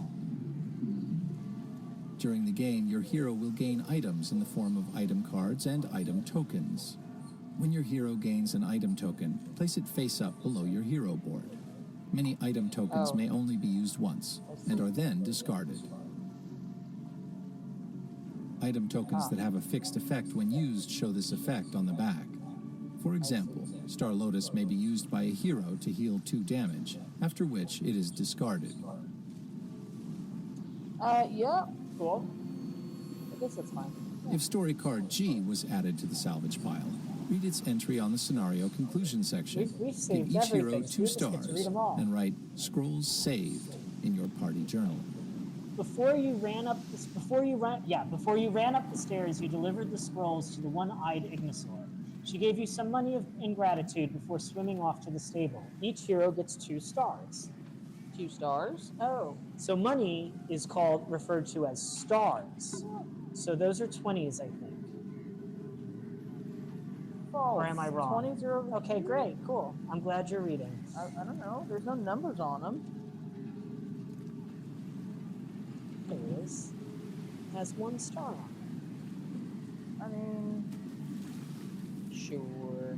Boop, boop. There we go. Money, money, money, money, money, money, money, money. Cool. Stars are the currency used in Agemonia. Only the total value you have matters, so feel free to exchange coins for others of the same total value whenever you like. If story card K was added to the salvage pile, read its And entry it on the scenario was. conclusion section and give story card K to the hero who calmed the toggle. So, question. It says 5 on the hero. Does the money count as stuff you're carrying? We haven't gotten to that yet. Okay, cool. So I actually am going to keep this card. Thinking about the scared toggle you saved makes you feel good. Toggles are used as mounts by the local Nitgeri, but clearly the mysterious Ignosaur has found this one useful as well. Something tells you that was not the last you have seen of that magnificent animal. Give story card K to the hero who calmed the toggle. It's you. It's me. Trinosh. If story card L was added to the salvage pile, read its entry on the scenario conclusion section and give a Bittian amulet token to any hero. It doesn't matter which hero. It's called In a Road nearby Trip. overcrowded sailboat, you recognize the Patangan family you helped by clearing the road. The boat sails close enough to the inn's roof for the mother to talk to you. I will sacrifice in front of the totem, she says, and makes the claw symbol again. If only there were room, I would rescue you myself, but perhaps the spirits will bring you good fortune. With that, she hands something to you over the railing. I have a Batangan amulet. Now, this does not have an ability on the other side. Item tokens that do not have a fixed effect are used as described in various places. For example, on story cards or item It says cards. gain it. If you placed any What? tokens on story Doesn't card have to be J, theirs. read the entry and gain 1 star for each token placed on the card. Oh, Split well, them amongst your heroes as you choose. well, first of all, you passed it to me. Yeah. Second of all, Matajam is the one who helped them on the boat. No, I understand, but like it could have been anybody. Is what I'm That's what I was correct. trying It to could have say. been anybody. So it says 1 star for each token. As a Corallian, the innkeeper is not too worried about the water, but he is very protective of his Nithgiri stepdaughter Stella. Most Corallians are born in the underwater cities of the thalassocracy of Zebul and believe in working hard in pursuit of their dreams. To see one of them being a parent to a Nithgiri child is very unusual. The innkeeper thanks you for keeping everyone safe and the bridge standing. As a sign of his gratitude, he gives you some coins. The creator's success flowed down on you, he says in his Corallian way. So we get a total of 7 more coins to divide amongst us as we see.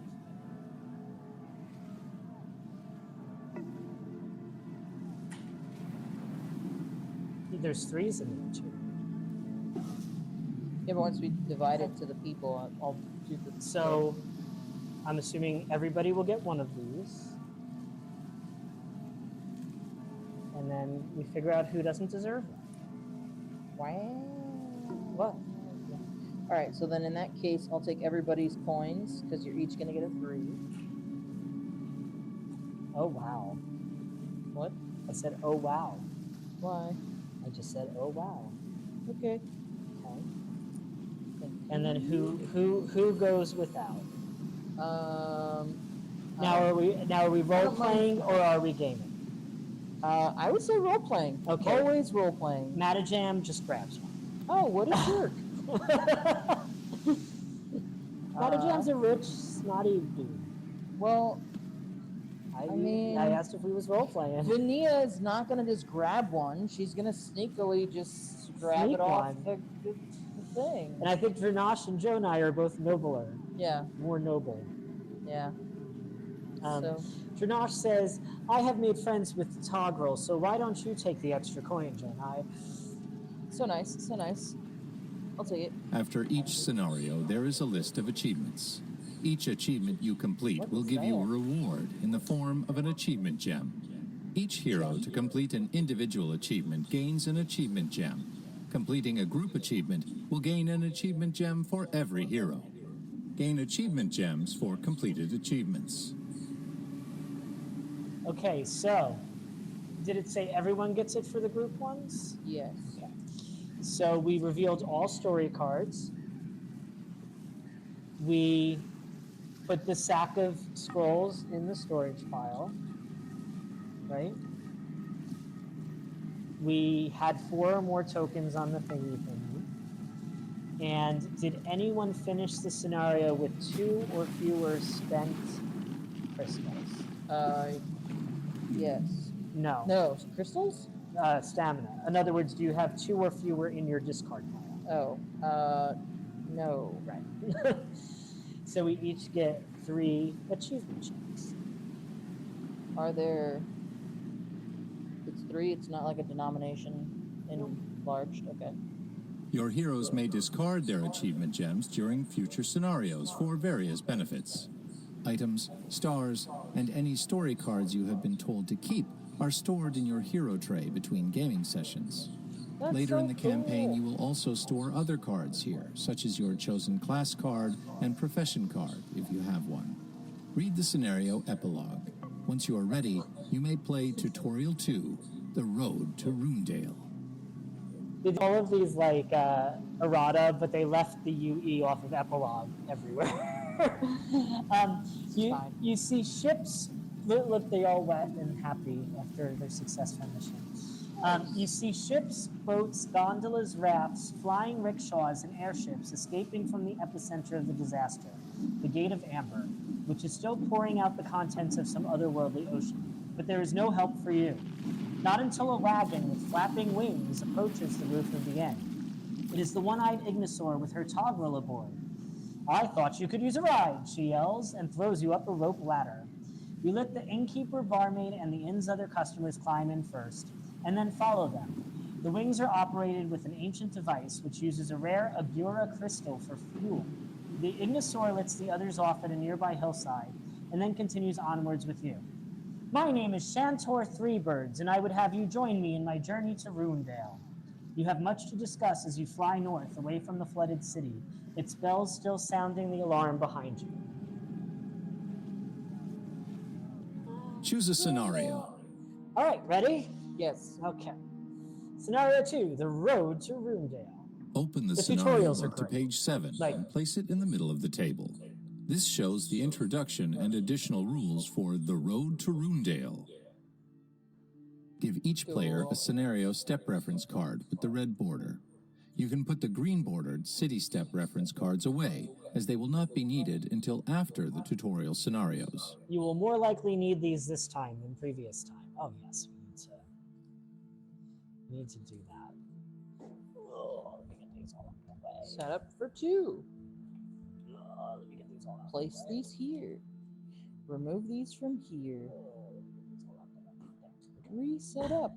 Each player, take the hero miniature, hero board, action selection marker, and starting vitality disc, number 1, for your selected hero. Place the vitality disc in the top right corner of your hero board, blue side up. See the number, stack that number of stamina chips on it, blue side up. Each player, take your hero's action token with unlocks after the flooded inn on the back, and place it face up in the corresponding action slot on your hero board. Thank you. Ooh. We're attacking people. Nice. Oh wow, they all have ranged. No, I meant like all 3 of these have range. Yeah. Yours has a. I would not think that Janaya had range. That's interesting. I would not have thought that Dranosh had range. Well, yeah. Place a supply of action dice and reaction dice within easy reach of all players. Done. Take the story cards for The Road to Runedale and place them next to the scenario book. Do not shuffle this deck or read any of the story cards. Shuffle the fate cards and place them in a face-down deck next to the scenario book. Note, Are they always the all same? 20 fate cards are used from this scenario onwards. Oh, so the first one was 4 to prove a point. Okay, gotcha. Shuffle the 15 initiative cards with a blue border on their front and place them in a face-down deck next to the scenario book. Leave the remaining 3 initiative cards, red and green, in the box. Did you take those out? Yes. Okay, So red is, later on, red is if you want to make it harder, green is if you want to make it easier. gotcha. But we're still learning, so none of those. Place a supply of circle tokens next to the scenario book. We could probably put the initiative cards up I'm gonna there. just- And you pass it to me. Yep. Make sure that each hero has any items and achievement gems they gained from Tutorial 1. Place these we below have the respective 3. hero boards.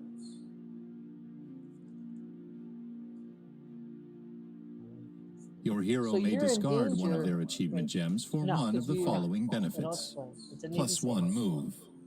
Gain 1 extra movement point during a move maneuver or rethink action. Plus 1 recover. Recover 1 extra stamina or heal 1 extra damage during a recover maneuver or rethink action. Plus 1 attack success. Gain 1 extra success when performing an attack. Plus 1 ability check success. Gain 1 extra success when performing an active or reactive ability check. Achievement gems are kept from one scenario to the next until discarded. You may only discard 1 achievement gem during each maneuver, action, or ability check. You may discard the achievement gem at any point during the maneuver, action, or roll, including after you have spent your last movement point, or after you have rolled all of your dice. Each hero may have up to 15 achievement gems at a time. You may not give achievement gems to other heroes. Let's continue the setup. If a hero gained the Toggle Whisperer story card in Tutorial 1, give the card to that hero. Now, what I think is funny is this is how many gems are left in the bag. Yeah. So I don't know how we're supposed to do 15, but we won't get that many. We'll need to use them. I mean, on your player card, you just put how many you have. Yeah, I guess we could do that. Place an enemy board, 8 enemies side up, and all of the red 12-sided counter dice next to the scenario book.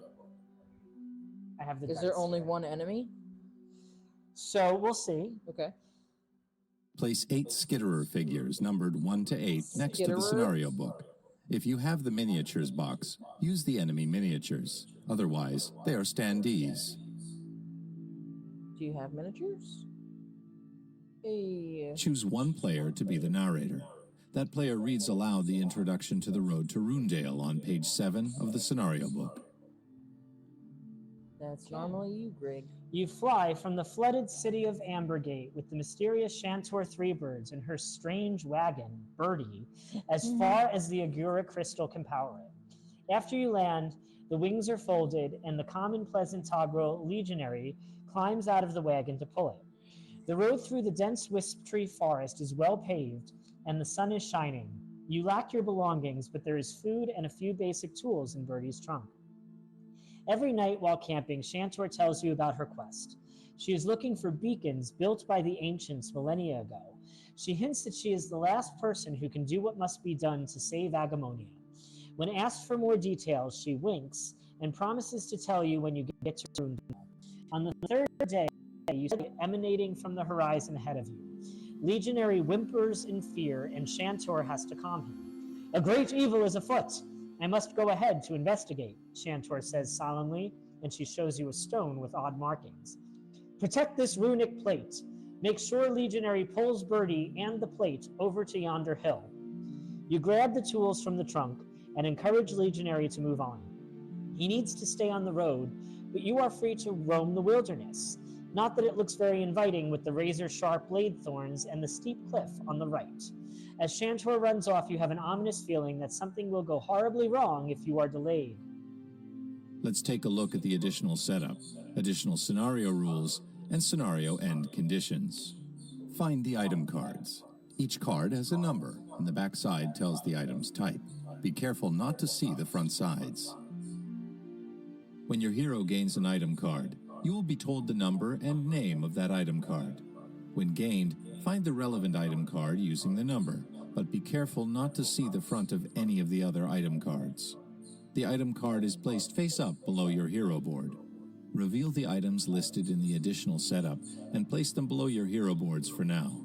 Note that you may switch items later during the scenario. You have a torch, and a hand axe, and a shovel, and a hook and rope. So we should each take a thing. I'm going to take the hook and rope. Cool. For Matajam. I'm noticing Matajam just does whatever he wants. Yes, he does. I'm gonna say that Vinaya's gonna probably take the torch. Okay.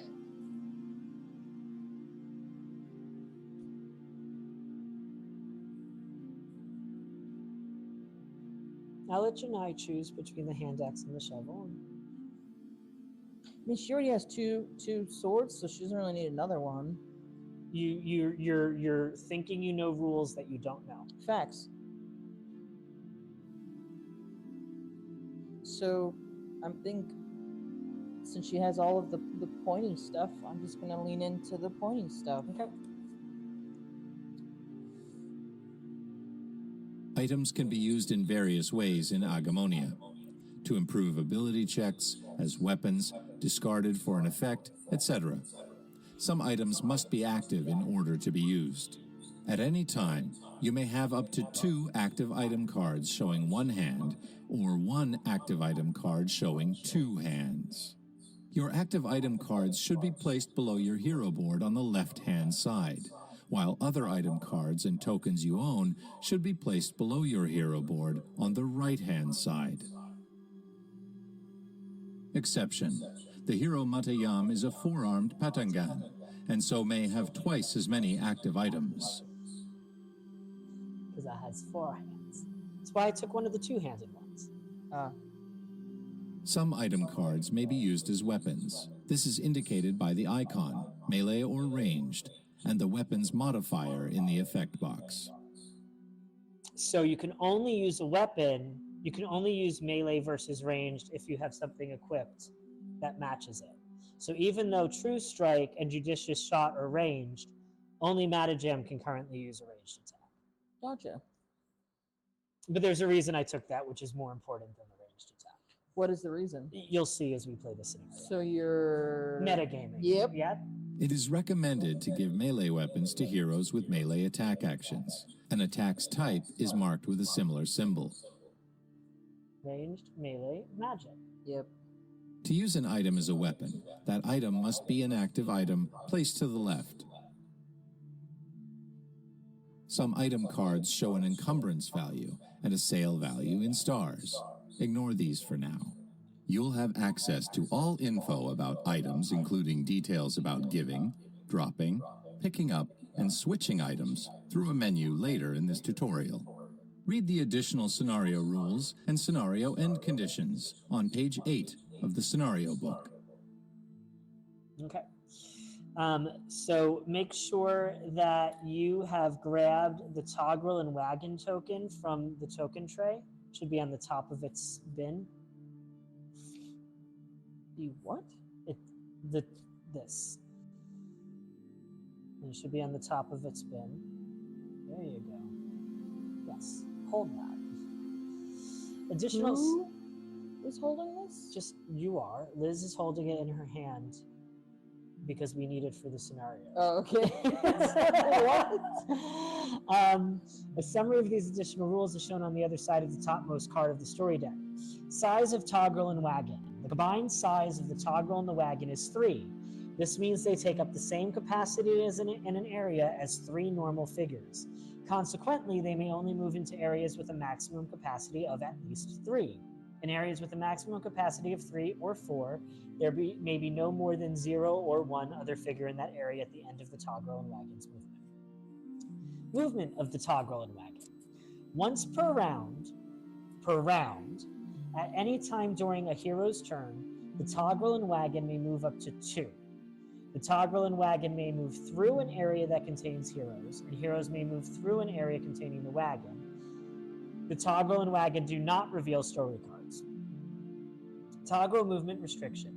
As well as the normal restrictions on movement, there is one further restriction on the movement of the toggle and wagon. They may not move closer to an enemy if an enemy is already within range 3. Oh. Enemies may not attack the toggle and wagon. Good. Scenario end conditions. You successfully complete the scenario if, at the end of any round, the toggle and wagon are in the rightmost road area at story point P. You fail the scenario if all heroes are exhausted, which we will explain during the first hero turn. The quicker you can successfully complete the scenario, the better your reward will be. 10 turns or fewer is the best, 11 to 12 is moderate, 13 or more is unfortunate. If you fail, count your discarded fate cards as 13 or more. Whether you succeed or fail, you will read conclusion on page 10. Flip the top card of the story deck. There is a reminder of the rules you will need during the scenario on the front of that card. It's right there for us. How come? Turn the scenario book to page 9, which shows the scenario map for the road to Runedale. Place your hero miniatures in the area marked Start on the scenario map.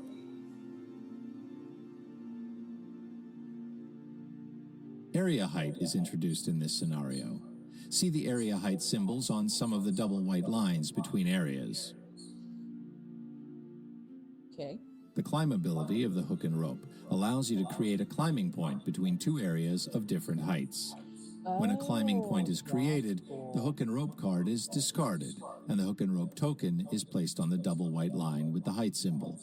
It's easier to create the climbing point if the hero with the hook and rope is in the higher of the 2 areas.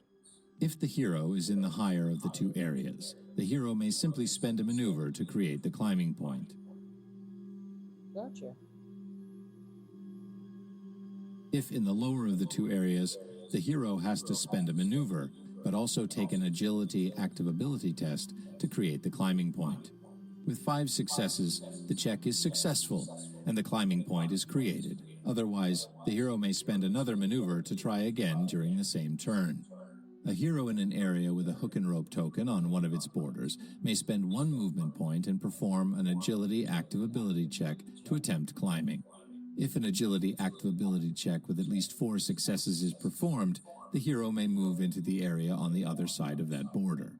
If the check fails, you may spend another movement point to try climbing again this turn.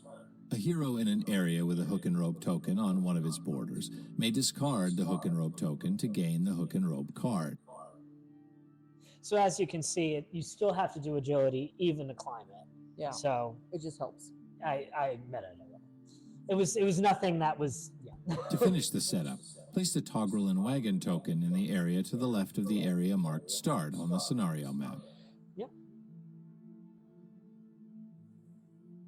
You successfully complete the scenario if, at the end of any round, the toggle and wagon are in the rightmost road area.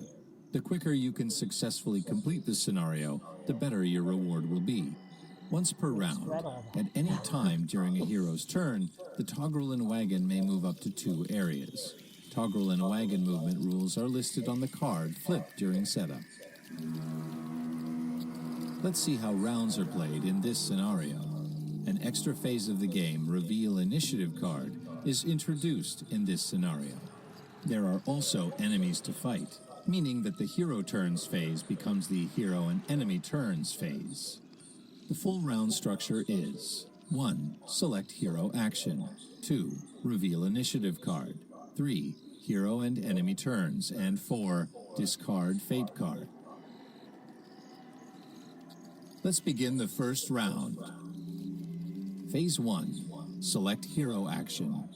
During Phase 1, you will select your hero's action for the round, just as in Scenario 1, with one exception.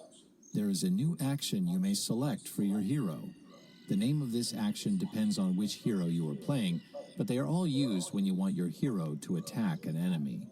It is not recommended to select this action until you know there are enemies you can attack during your turn. Each player Place your action selection marker sticker side down in the space to the left of the desired action on your hero board. Use the buttons for help. Cool. We're all planning to move a lot. Except for Matajam. Who's gonna climb? Yeah. Cool. Phase 2. Reveal Initiative Card. Reveal the top initiative card from the initiative deck and place it face up in a discard pile next to the deck. It's a good one to have drawn first. Why? Because that's like all the bad guys go before all the good guys and do extra bad stuff. Oh.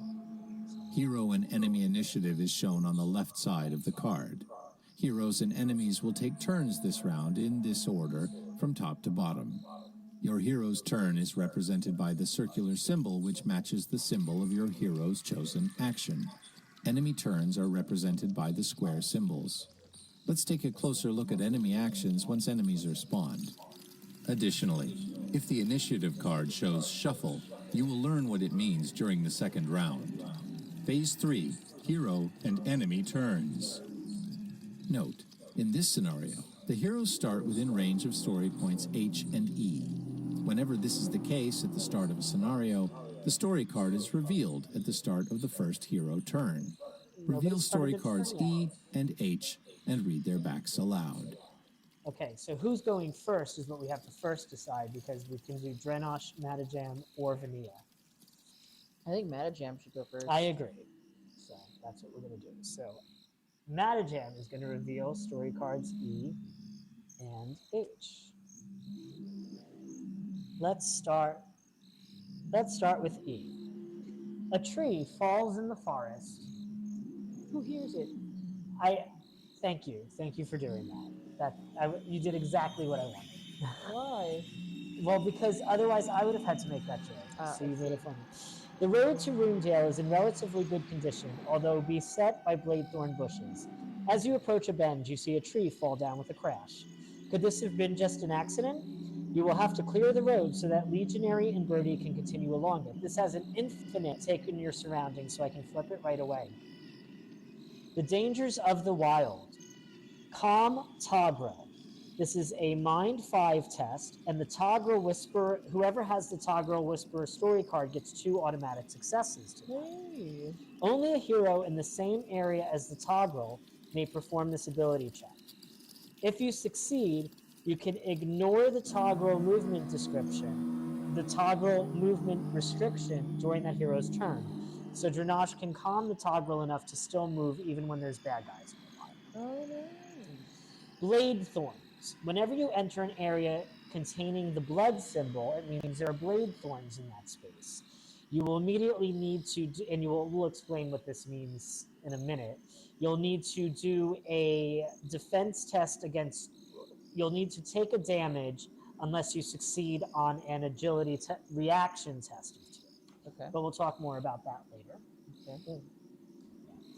Let's do this.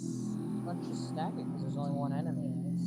Okay. Well, it's because you can't see this on the video anyway.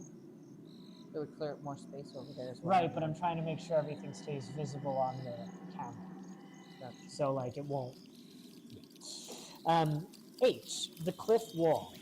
The road is shadowed by a tall cliff on its right side, too steep to climb without the right equipment, and riddled with blade thorns. However, the cliff wall seems slightly less sheer here.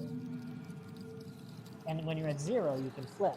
Now, I'm going to review the hook and wall rules because I've already forgotten them. Oh, no. And I'm going to do it from the book instead of the app because that is what I am doing. Hook and wall. Hook and wall. Where's the rules of the hook and wall? Hook and wall.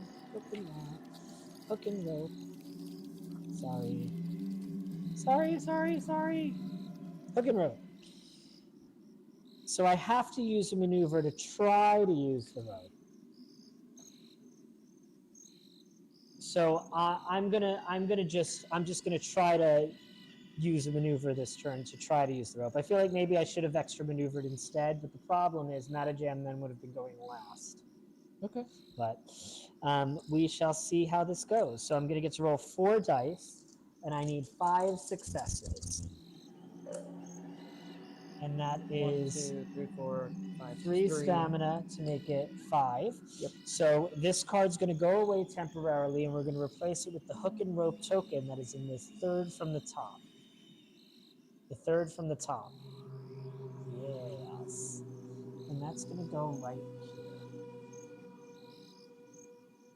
But I would need to spend movement points in order to go up it. So all I could do this turn is just throw it, Gotcha.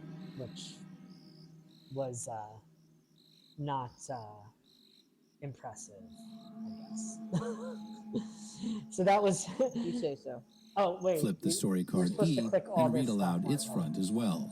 Select Next to learn more about the card. Sometimes an item, story card, or other game effect will give you a bonus on an ability check in the form of extra successes. For example, if a hero gained the Toggle Whisperer story card from the previous scenario, that hero gets 2 automatic successes when attempting this ability check. The Bladethorn section at the bottom half of the card is resolved when a hero moves into an area containing the icon. See the areas marked with this icon on the map. While active ability checks are used when your hero is trying to accomplish a task, reactive ability checks are used when your hero is reacting to something that happens, such as being attacked. Active ability checks are indicated by a number in a red box, while reactive ability checks are indicated by a number in a blue box. See the story card E. The active ability check on the top is marked with a red color, but the reactive ability check on the bottom is blue. Reactive ability checks are performed by rolling a number of reaction blue dice equal to your hero's level in the given ability.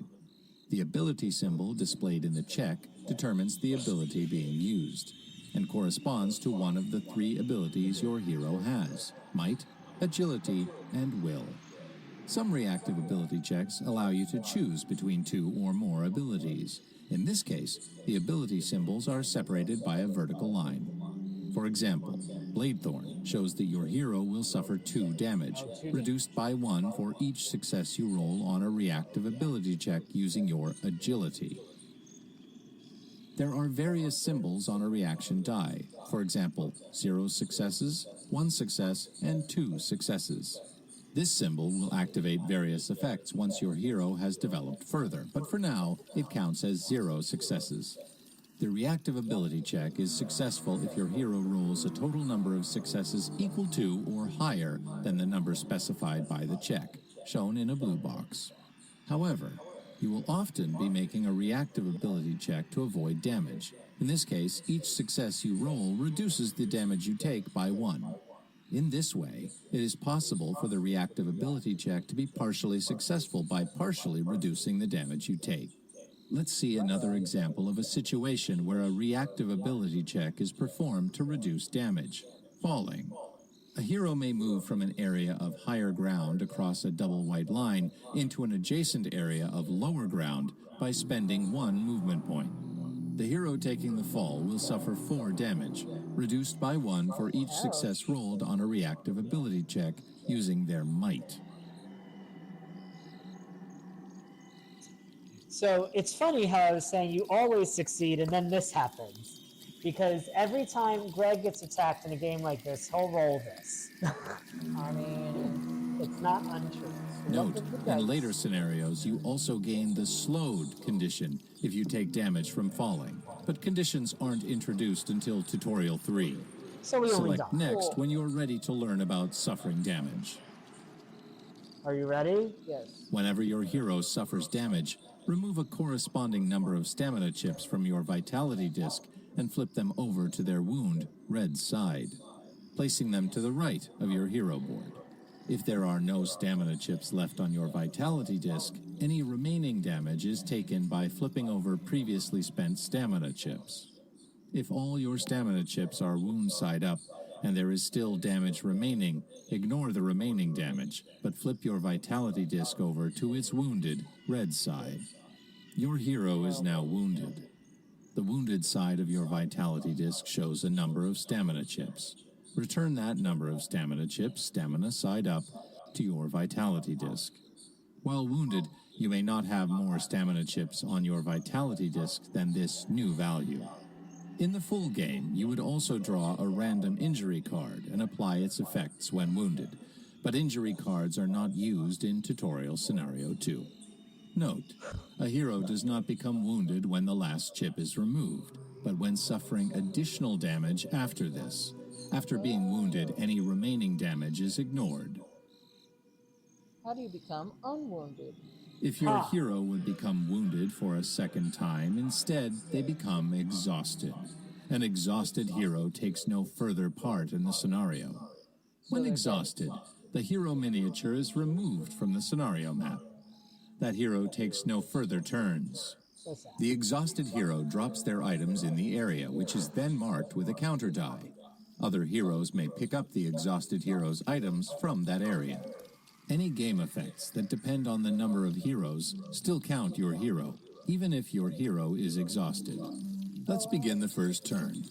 See whose selected action is listed as the topmost symbol on the initiative card. Heroes and enemies take their turns in the initiative order determined by the initiative card. Until the first enemies are spawned, you can ignore the enemy initiative bars.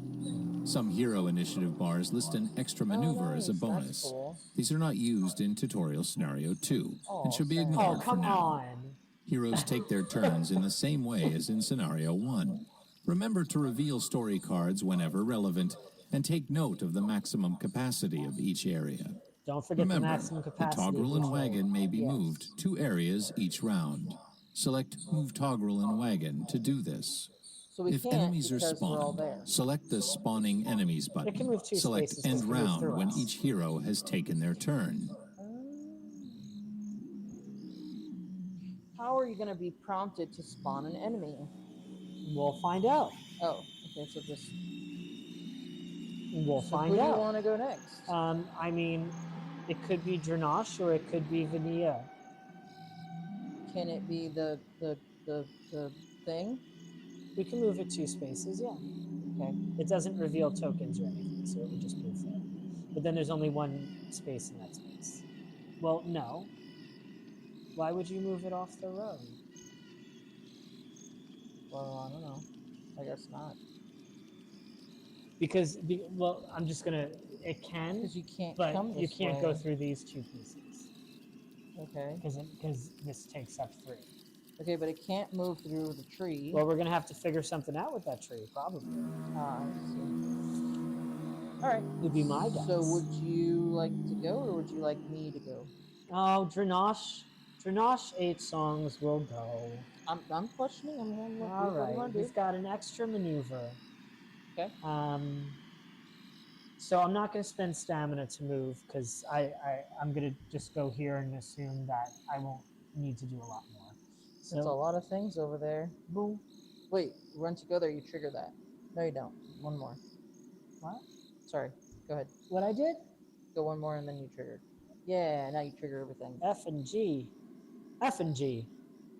F and G. F and G. F. Legionary smells trouble. The Toggle Legionary sniffs at the blade thorn bushes on the ground.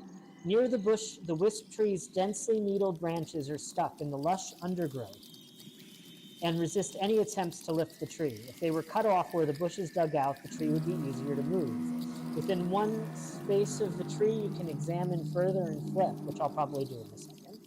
There's also the blocked way. The fallen wisp tree completely obstructs your passage. You can go around it, but Legionary and Birdie cannot. The tree looks heavy, but somehow you must move it. Before that, you have to cut its roots off. So let's see what's on the other side of this. Hard at work. Within range 1 of F, you can do Strength 4 test. You get +2 for an axe, +1 for a shovel. And if you succeed, you put a circle on it. There may not be more than 3 circles on this, and each of them gives 2 extra successes to the ability check on card G. Card G, a complicated job. Within 1 range, you can only perform this check if there is a circle token on story card J, which we haven't gotten to yet. And we would need to do strength 12 success. Hook and rope gives one extra one, and you would get bonuses based on that heart of work one. So it's going to take quite a bit of effort. It's going to take quite a bit of effort to get rid of that tree. But the first thing we're going to do is I have a shovel, which gives me +1 to my try to do a little bit of this. So I get 3 and 1 more with stamina, so we get to put a circle on hard at work. And then I still have a whole other maneuver action, which is not going to be very helpful to me because I can't climb. But what I can do is I could make my way over to that little A in the corner there. Allowed to? You can. Would you? I'd probably get there before you. Yeah, but I think Vinaya already has that flower. Uh-huh. So maybe somebody else should get the other flower. Okay. I'm going to spend a stamina to move 3. 1, 2, and I draw A. There's plenty of other letters later in the map. Okay. Starlets. Ooh. The forest is a maelstrom of stimuli with all the plants and animals and magic, emitting their own sounds and scents. Behind a red peach tree and a glowing magnet, you spot a white flower half hidden by the undergrowth. It is a star lotus, and it emanates a faint bluish glow, perhaps indicating some magical properties. At 0, you can pick it up. So I'm going to move 1 more space to pick it up. You cut the stem of this picture. You cut the stem of the star lotus, its milky sap tickling your fingers pleasantly. The flower can be used to heal wounds, and alchemists and priests of the Fifth Eye can use it as an ingredient for potions and scrolls. Gain a star lotus token, and remove this card from play. Okay. That was the end of Dranash 8-Song's turn. Cool. So now it's Vinaya's turn. Yep. I'm going to spend 1 for an extra movement. Okay, so you have 3 on your first maneuver. 1, 2, 3. Ooh, you're within 1 of B. So now we're triggering B. B. Oh no. Oh no. Let's show the picture. Yes. Okay.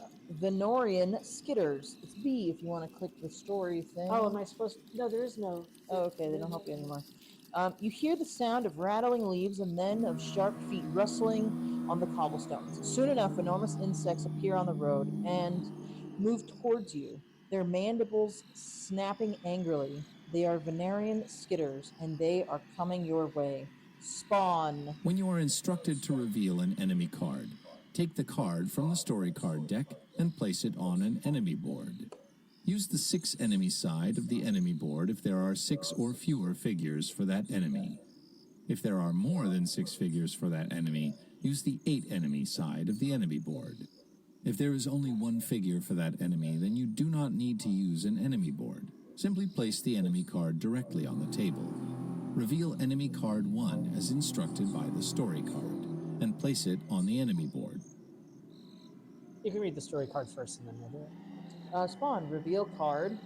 Enemy. Enemy card 1. Take a number of skitters equal to the number of discarded fake cards plus 1. So there are no discarded fake cards currently. So just 1. Yep.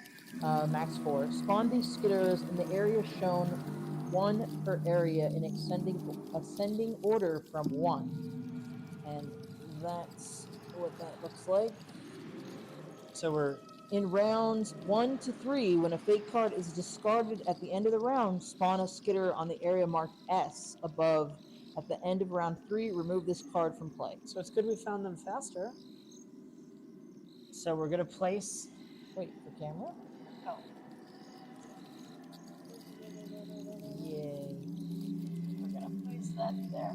Oi, oi, oi. Okay. To spawn an enemy, place its figure on the scenario map in the specified area. If there are multiple figures for an enemy, the figures are numbered. You should take a random figure from those available when spawning an enemy. An enemy does not take a turn during the round it is spawned. You may want to place the enemy on its side as a reminder that they will not take a turn this round. If you do, place it in an upright position at the end of the round. Place enemy figures on the scenario map in the specified areas. Take them randomly from among those available and place them on their side. That's so nice that we only needed one of them. Yes, I agree. It's good we didn't all spend our attention on the tree, huh? I mean, Enemies count never towards the maximum capacity of an area, just as heroes do. If the specified spawning area is at maximum capacity, instead place the enemy figure in any area at the shortest range possible from the specified area that is not at maximum capacity. In this case, measure range over single white lines only. If spawning enemies to an area will exceed its maximum capacity, place the enemies in areas as close as possible without exceeding their maximum capacity. Okay. Each enemy starts with the amount of health shown on its enemy card. The health of an enemy is tracked on its enemy board using a 12-sided counter die. Place the die on the enemy board in the area corresponding to the number on the enemy figure. For enemies with more than 10 health, you will need to use 2 counter dice, one for the tens and one for the units, to represent a 2-digit number. Many enemies have health values that vary depending on the number of heroes. This is shown as a simple equation using the number of heroes. Example: the skitterers in this scenario have 2 health per hero. This means that they have 4 health when playing with 2 heroes, 6 health when playing with 3 heroes, and 8 health when playing with 4 heroes. For each enemy spawned, place a counter die showing 8 on the enemy board in the area corresponding to the number on the enemy figure.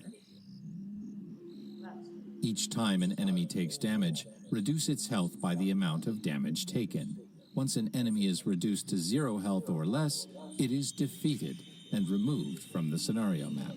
When an enemy is defeated, place its figure back in the supply and remove its counter die from the enemy board. Skitterers and most other enemies have an ability called Provoke, indicated by this symbol. The Provoke ability causes an amount of damage, in this case 1, to any hero that moves out of the same area as a skitterer. If there are multiple skitterers in the area that the hero moves out of, they each cause this damage. Damage caused by the Provoke ability cannot be reduced by a reactive ability check. A hero may only suffer Provoke damage from the same skitterer once during that hero's turn, but each skitterer may inflict Provoke damage on more than one hero in the same round. So attacks of opportunity are effective. Your hero is hindered if there are at least as many enemies as heroes in the area your hero is in. When your hero is hindered, any active ability checks you perform achieve 1 fewer success. Ouch. When taking the recover maneuver while hindered, it restores 1 fewer spent stamina and That's heals terrible. 1 fewer damage. In addition, you may not pick up an item, give an item to another hero, or receive an item from another hero while being hindered. Let's learn more about enemies at the start of the next round. Gotcha. First movements? Yeah. I don't... Actually, yeah. So I'll spend another one. Just one. So go 3, which will be 1, which triggers D. Thank you. In the Bladethorn Shadow, so I'll do D first, and I'll do C later.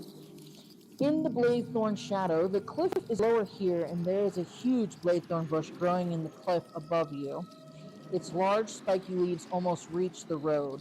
0, which I'm on, currently D, so 0 works, allows me to flip the card. A Bladethorn Ladder. Oh, that's helpful. Yeah. You realize you might try to use the Bladethorn leaves as a ladder of sorts, but you would have to be very careful lest the sharp edges hurt you while climbing. 0, so as long as you're standing here, you may spend 1 movement point to agility 4. If you have a hook and rope, it's +2. If you success, you move from D to the other D, from one D to the next. So that's not bad. if you're trying to jump up there. No. It's not bad. And then C is a blight cap mushroom. Oh, there we go. And that is a magnificent magnet. Tree glows with a magical light, and underneath it you spot a purple mushroom with a flower growing in its cap. It has the sweet smell of rotten fruit and seems to attract its share of insects.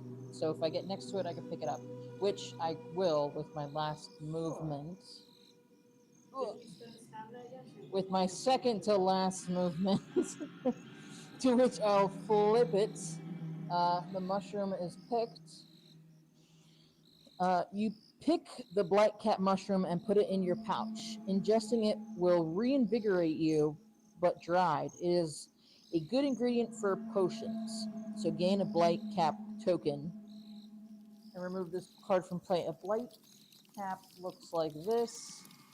And that's given to it. No, this is the flipped version. Oh. You restore 2 health. Stamina. That's removed from play.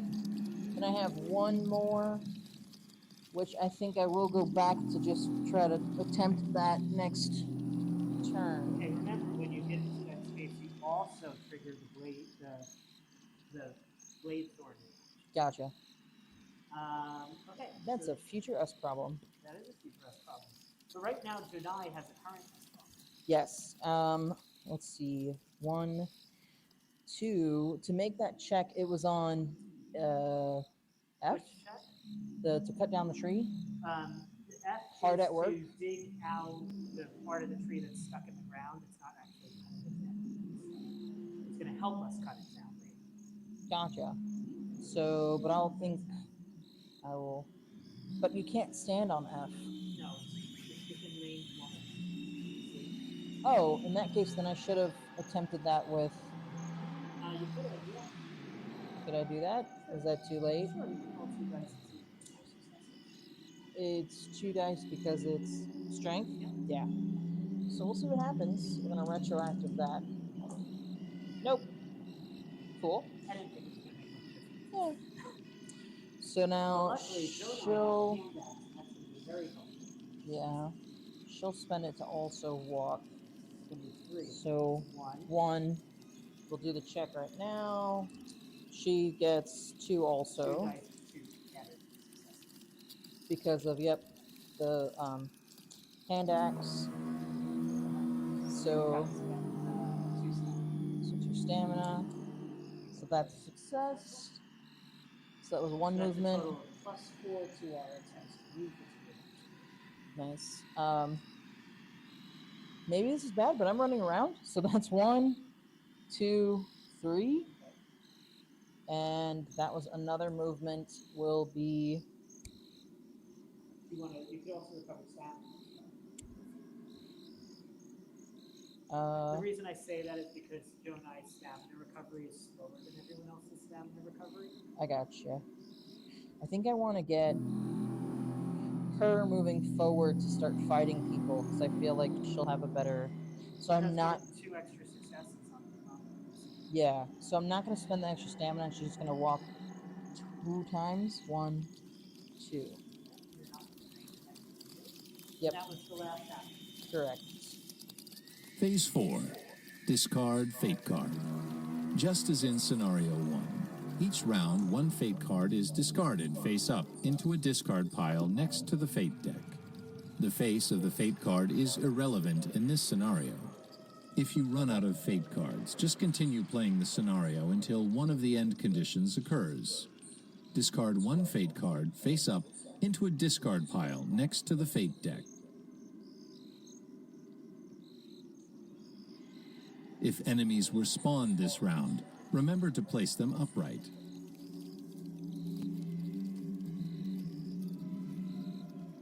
Before starting the next round, let's take a look at the attack actions. When your hero performs an attack action, you must first select the enemy you are attacking. The enemies you may attack depend on the type of attack your hero is performing. There are 3 types of attack in Agemonia: melee, ranged, and magic. First, let's take a closer look at melee attacks. See if your attack action has a melee symbol. Your hero may perform a melee attack if the following 3 conditions are true. Your chosen action for this round has a melee attack symbol. You have an active melee weapon, an item card placed in your active item cards area, which has a melee attack symbol in its effect box. There is an enemy in the same area as your hero, or in an adjacent area to your hero that is at maximum capacity. Which skitterer is Venia able to perform a melee attack against?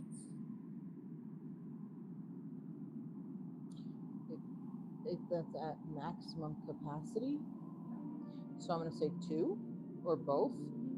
She could jump into both of those. Either of them is at maximum capacity. I'm going to say 2. Actually, since both skitterers are in adjacent areas that are not at their maximum capacity, Venia is able to perform a melee attack against neither of them.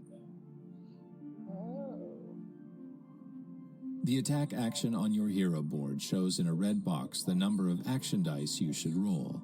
To calculate the damage caused by your melee attack, add together the following: the number of successes you roll, any weapon modifiers you may have, shown in the effect box of your active melee weapon. In this scenario, many of the weapons have weapon modifiers of -1 damage. They don't make particularly good weapons. That's Example: Thorax and Venia's attack is a melee attack. It deals damage equal to the number of successes you roll on 2 action dice, added to their weapon's modifier. nice. See if your attack action is a ranged attack, as we'll learn about ranged attacks next. Your hero may perform a ranged attack if the following 4 conditions are true. Your chosen action for this round has a ranged attack symbol.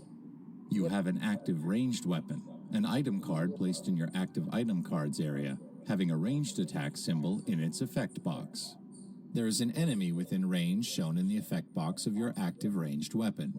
Ranged weapons commonly have both a minimum and maximum range. That enemy is in line of sight. Ranged attacks and some other effects require line of sight from one figure to another figure, or from a figure in one area to another area. In order for a figure to have line of sight to an area, it must be possible to draw a straight line from a part of the area the figure is in to a part of the other area without going through a solid barrier. A figure that has line of sight to an area also has line of sight to all figures in that area. Example: while some of the area the skitter is in is blocked from Lunara's view, she can choose any part of the area she is in and any part of the area the skitterer is in to see if she has line of sight. It's possible to draw a straight line between parts of these areas, and so Lunara may perform a ranged attack against the skitterer. Additionally, line of sight might be blocked by area height. Line of sight may only go through a border showing the height symbol if the higher of those 2 areas is either the area where the figure is or the area they require line of sight to. Example: Lunara may not perform a ranged attack against the skitterer, as the attack would go through an area of a higher level than the area the skitterer is in. But if they're in B, they could. The ranged attack on your hero board indicates in a red box the number of action dice you should roll. To calculate the damage caused by your ranged attack, add together the following: the number of successes you roll, plus 2 in the case of Jonai's True Strike, any weapon modifiers you may have. Example: Lunara, Matayam, and Drenash's attack can be used as either a melee or ranged attack. It deals damage equal to the number of successes you roll on 2 action dice, added to their weapon's modifier. Example: Jonai's True Strike attack can be used as either a melee or ranged attack. It deals damage equal to the successes rolled on 1 action die plus 2 additional successes and added to her weapon's modifier. Additionally, ranged attacks may have their damage reduced by 1 due to your hero's aim being obstructed. If your hero's aim is obstructed, reduce your ranged attack damage by 1. The aim is obstructed if any of the following conditions are true. There are one or more enemies in the same area as your hero. There are any heroes or enemies in the same area as the enemy being attacked. There are any heroes or enemies in any areas that the line of sight or ranged attack passes through. So basically, You may determine line of sight from any part of the area your hero is in to any part of the area the enemy being attacked is in. Apply this reduction only once for each ranged attack, no matter how many of these conditions apply. Example: Lunara is performing a ranged attack against Skitterer number 4.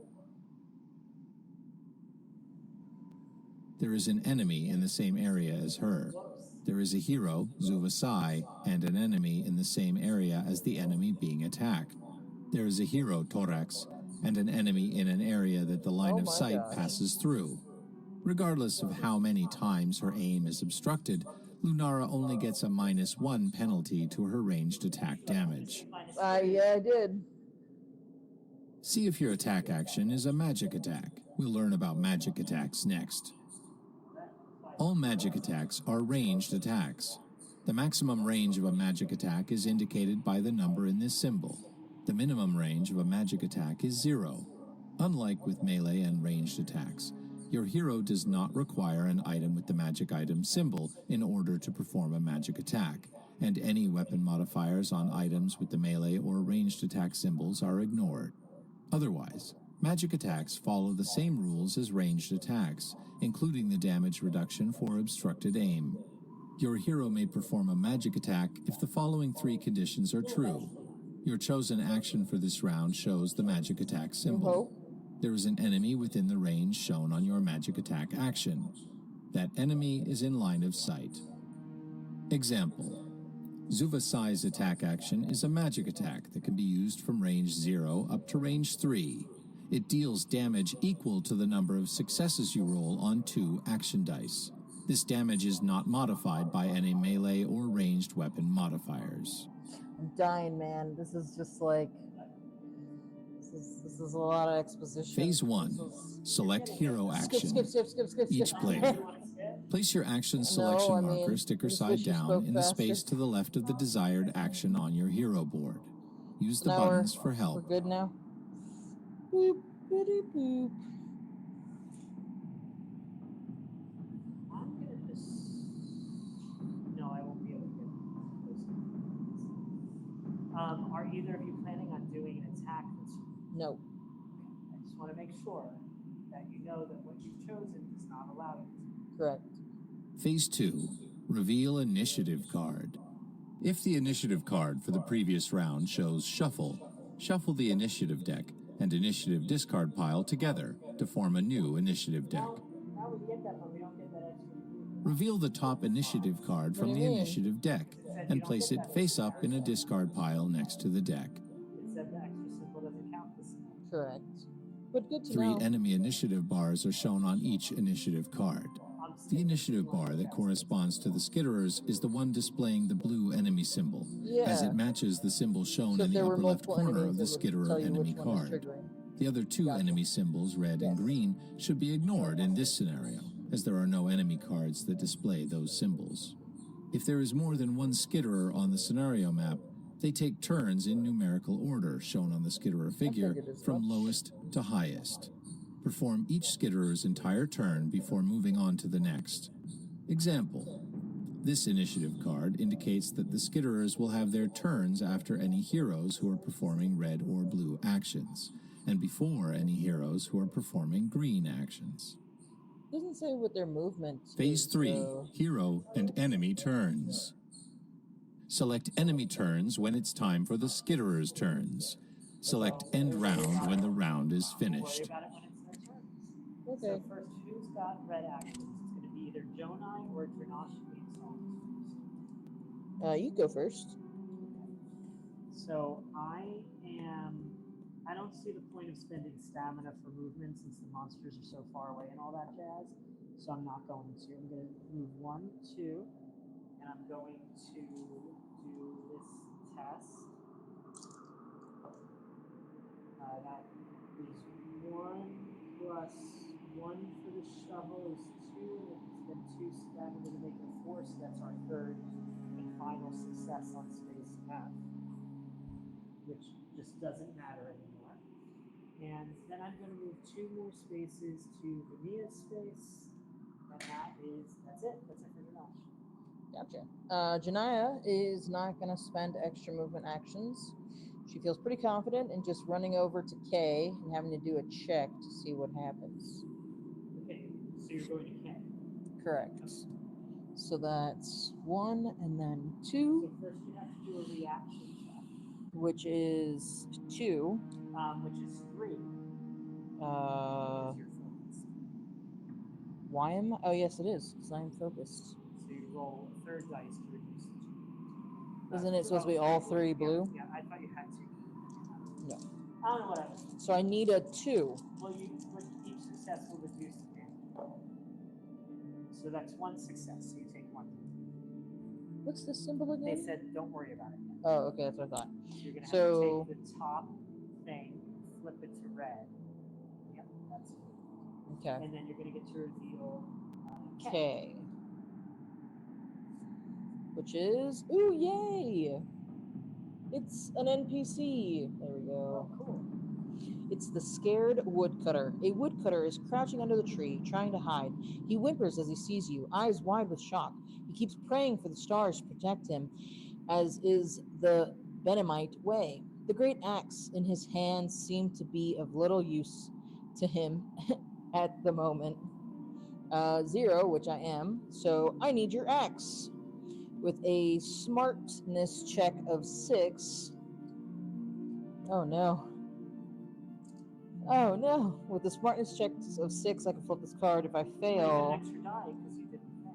yeah, if I fail, then it's. If you fail, then you can spend 3 3. coins to flip it anyway. Oh, okay. That's what that icon is. Gotcha. So hopefully it's free. I 1, can't 2, see it. 3. I need another dice. It's 5. 1, 2, 3, 4, 5. I'm 1 short. So I will spend 3 coins. No, I don't have. There we go. 3 coins to flip. I'm going to pay the man as he's scared. The woodcutter story. The man hands you his axe with trembling hands. On this day, the stars shine not upon me, he says. I was chopping wood when I saw a sorcerer flying on a magical disc. He was a Nitagiri nobleman, but his face and body were twisted and scared, like from a nightmare. He planted some strange devices in the ground, one where the tree fell on the road, and another over on that hill nearby. He was followed by an Ingisar, and that's when the lights started flashing. Please, hurt me not. It says gain item card 008, Great Axe. Remove this card from play. Use the buttons for help. When your hero gains an item card, you will be told the number and name of that item card. When the item card is placed face up below your hero board, use the buttons for help. So Once during your turn, you may change your active item cards. cool. Place the item cards you no longer wish to be active below your hero board on the right-hand side, and place the item cards you now wish to be active below your hero board on the left-hand side. Each subsequent time you wish to change your active item cards in the same turn, you must spend a maneuver to do so. If you wish to use an item for a bonus during an ability check or as a weapon during an attack, and that item is one that must be active in order to be used, you must have that item as an active item before you make the roll for the check or attack. Use the buttons for help. No questions. I think I had. So that was my turn. That is it. Trinosh wins. Good to go. These 2 are both slow. Can Matajan go first? Yeah, that's fine. So I'm gonna use this token for extra movement, so I have a movement of 3. Okay. I'm using my first movement to try to climb up the ladder, which up the road, the thing.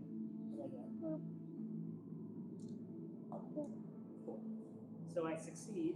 So I climb up the ladder, and I pick my rope back up.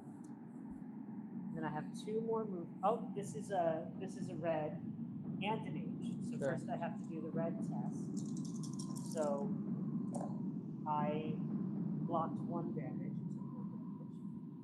And then I reveal, oh, card H is over here. I can flip it. A spot for climbing. After a closer look, it seems like someone agile enough might have a chance to climb the cliff wall here to get to higher ground. You can spend 1 movement point to do a test, an agility test of 5, and you get +2 for hook and rope, and if you succeed, you move together. So I would have. Had you taken a step backwards? Yeah. Oh, So that was my first movement. That's my second movement. That was my first maneuver action. For my second maneuver action, I'm going to spend another stamina to move 3 again. And go 1, 2, do a reaction test. 2 successes, so I don't take any damage from that. And 3 onto J, 0. The root of the trouble. The tree was not cut down, it fell. Most of its roots broke free from the earth, moss and dirt still dangling from them, but some of the roots are left buried in the ground, keeping the tree in place. Chopping them away or digging them out will help you move the tree. Hard at work, J. It's a strength test difficulty 6. You get +2 for axe and +2 for shovel. You have to succeed at it once before you can move the tree at J. So you don't have an axe or a shovel. No, I don't. Do not. But I do have achievement gems. I'm gonna do it. This is a big one, so I'm gonna do my roll in here so that I feel like I'm giving myself better luck. I have 5. Now, here's where we talk about achievement gems. I can use an achievement gem to add 1 success to that, and I am 100% absolutely going to do so. Nice. So we get to put a circle on that, and now somebody can go move the tree. Wait, what? Well, because we have to do a test next to G to move the tree, we had to do that to do it first. And so we have to move the tree, we have to be within 1 space of it, and we get +6 to that. So we're going to need to do a strength test of 6 on that. Okay. Somebody. Yeah. So but we can move this here. would you like me to go do that? Are you able to do that? I mean, I Oh yeah, get you there are. in that You are time. able to do that. I had Yes, set myself yes. up to go just climb up D, but I guess I won't do that. I think this is probably better, isn't it? Yeah. Plus, I had given myself focus. So, it's my turn, right? Yes. Okay. So I won't spend an extra to do a thing. So I'll walk 1, 2, and then I'll do the strength check for G way, which you get +6 to it, and you're trying to get 12. and it is a strength +6. Yeah, but you roll 3 dice because I'm focused. Okay. So that's 2 1, plus 2, 6 is 8. 3, 4. You can't get 2. 4, that's 10. It needs to be what? A 12? Because I think you can only use 10. 1 achievement or test. But let me double check that. Okay. Let's see if I can. Let's see.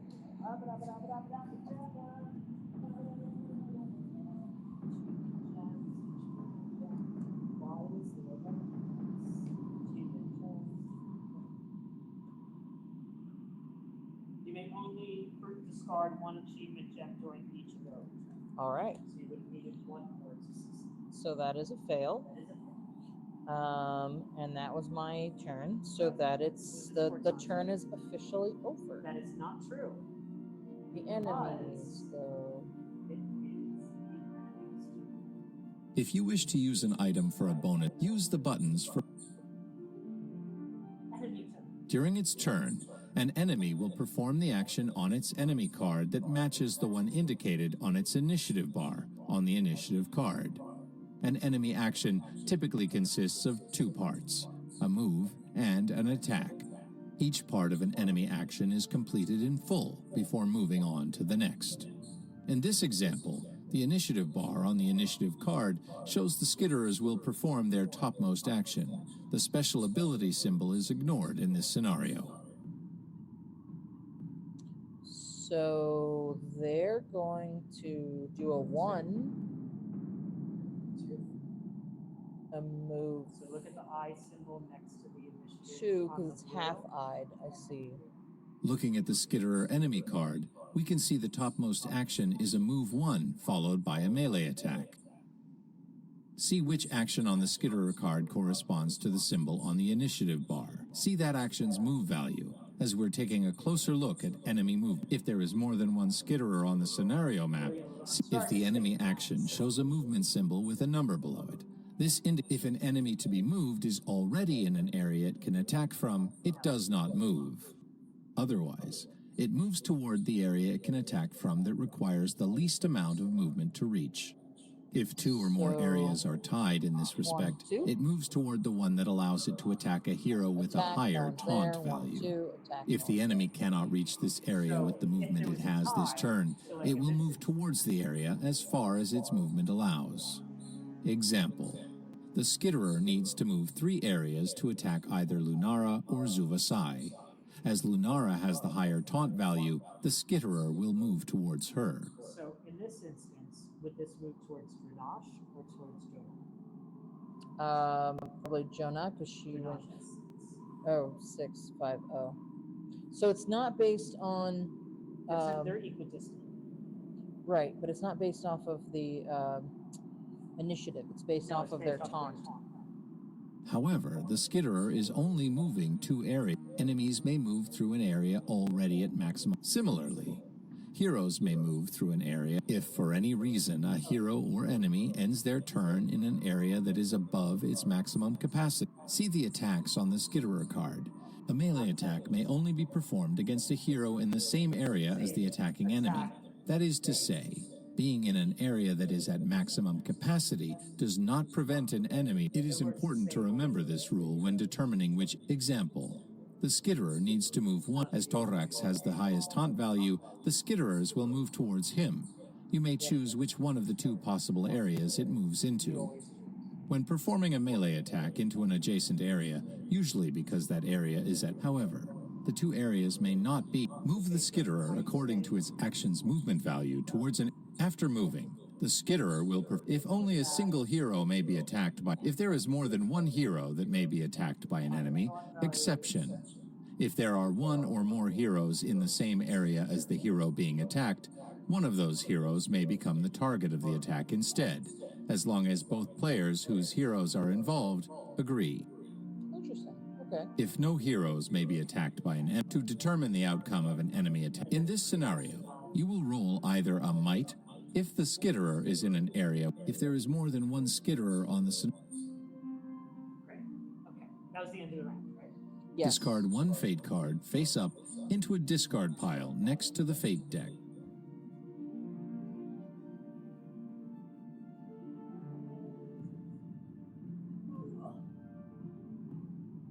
And this is round 3, right? Correct. No, that was round 2. Correct.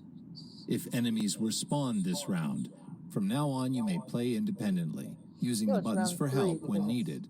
If you reveal story Because you cards do it marked at the with end of the these round. symbols, choose the corresponding button for more information. Gotcha. Keep playing until the toggle and wagon reach the rightmost road area, or all heroes are exhausted. When either happens, choose End Scenario. There's 2 of these that we're going to have to do a special story card thing with, so I'm going to leave that screen up for now. Okay. And now we get to choose our actions for the next round. Okay. I'm ready. Yes. Oh. Do we trust that Ania is going to be able to pull out the tree? No. I'm gonna assume that I'm gonna fight, but I can always do a rethink Okay. if needed. I like that. Okay, so we are all There going should be slow. a new. I know. So this is potentially a problem because we are all going slow. But I don't think there's much. Oh, actually, yeah, there's not much we can do about it. Just remember, if it's gonna go to you because you have a higher taunt. Right. I'm just thinking if I go to strike with Matajan, I can come here and shoot this one. Because see, I have a 2 range. Yeah. So I'm gonna go do that. Okay. I was planning on doing extra maneuver, getting some stamina damage. Let's see what happens. Slow goes first. Nice. So the deck is stacked so that red is usually faster, but things are not always as they seem. Gotcha. Okay.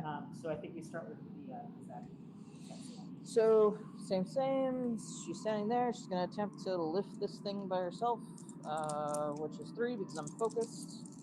So that is 2, 4, 5.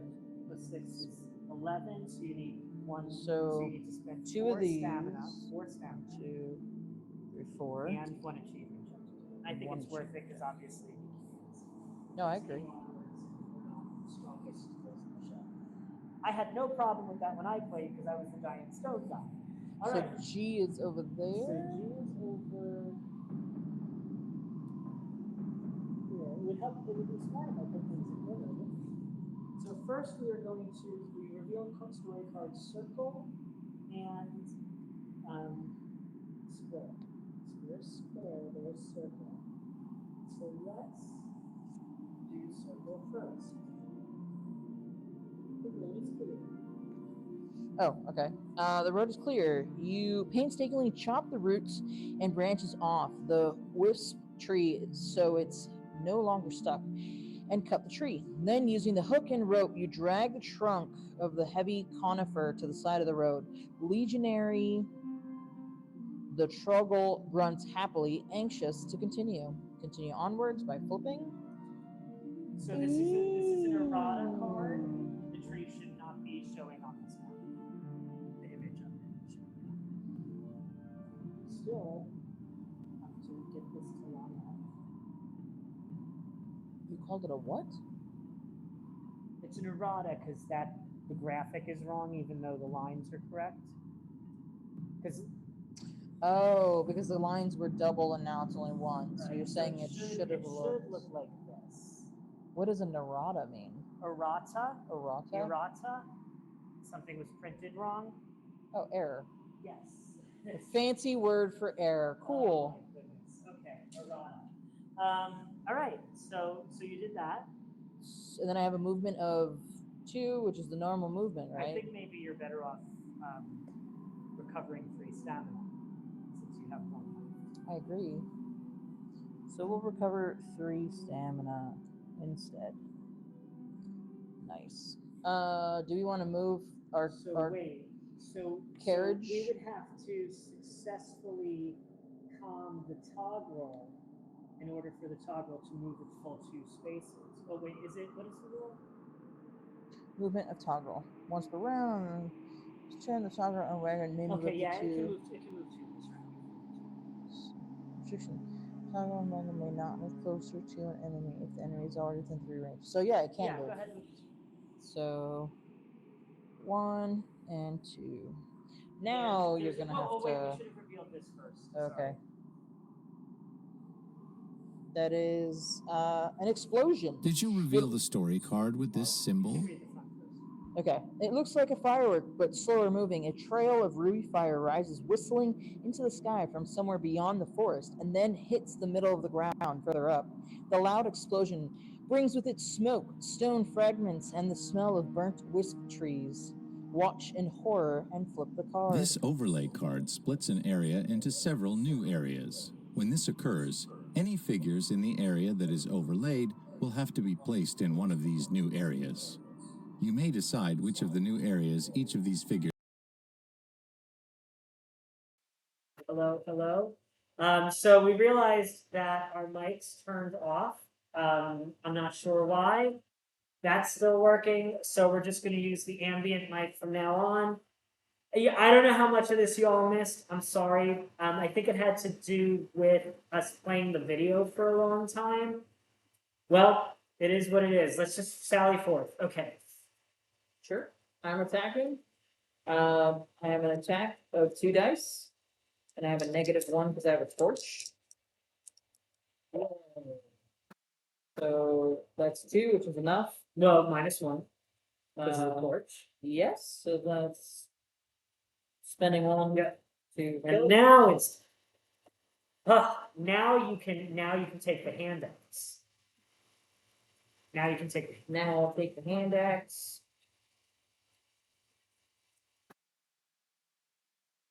Okay.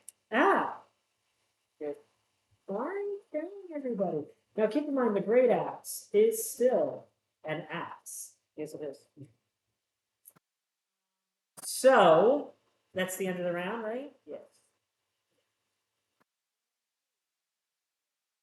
Yeah. Matajan is good at extra maneuver.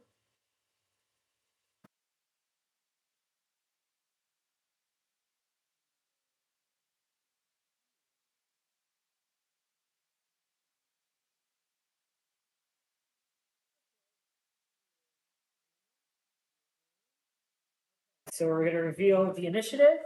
Oh, you know, we were supposed to shuffle this a long time ago. So I'm just going to take the bottom two and shuffle them back in. Okay. As we and we're gonna switch to this viewpoint because we realize we're not really pressing anything on the ability on the tutorial anymore. Okay, here's our initiative for this round. Red goes first. Not me. Blue goes next. Let's start with Trinosh. Okay. Gonna use his maneuver to recover 3. He's going to roll 3 dice. See, now I get this great roll of 4. Like that. Last turn we should have moved that one. We can't because there's no space in that space. Okay. Okay. Right. I get another blue, another circle. And that was Dranosh's turn. Nice. Blue is now Denai's turn. Yeah. I think that Dranosh can get the last one on his next turn and then bring it to end. So I think maybe Drenai and Matajan can start picking up the rest of this stuff. Okay. But stuff's gonna start spawning. At some point. So I feel like Janai should just move forward. Yeah. Trigger P. Do you think that's what's going to spawn monsters? Yeah, and then Benai should move towards M, but that's for their turn. So Janai is going to move. Spending stamina to move. Yeah, we're spending 1 extra, so 1. That's so you're here. Yeah. That's 1, 2, 3. Correct. Okay. I was like, I know you were trying One to away jump. from I know you P. was trying to jump in that pit for no reason. Yeah. Like, Skitter of the Skitterers. oh look, more skitterers. What a surprise! Approaching your destination, you see more Venorian skitterers emerging from the woods. It is becoming clear they're under the magical command of someone, probably the same evil Shantor told you about. Spawn, and then he took over, so they're spawning. Spawn 2 skitterers in the area shown, 1 per area, S and S. Which You is, said S and S. I'm That's like, what it that's says. no, but it was like I was like, okay, what's S? I mean, I'm glad. I'm just glad that it was health per hero instead of skitterers per hero, right? Because that would have sucked. So that was my first maneuver. My second maneuver is to recover to stand. Okay. Oh, they don't act this first. Correct. Okay. Was that all of blue? No. Yes. So now we go on to green. Would you like to go first?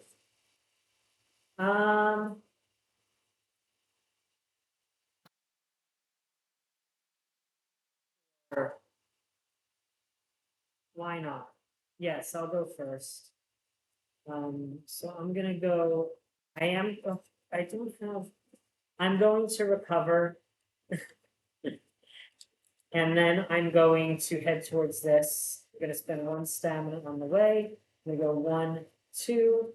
Do a reaction check. Yes. Try to cut down the thing because why not? I'm there. I don't want to spend that much stamina to do it. I don't have enough. Oh, I forgot to flip Q before I use my final turn. Q, star lotuses! The leaves of peach trees in summer display radiant colors, each one like a beautiful.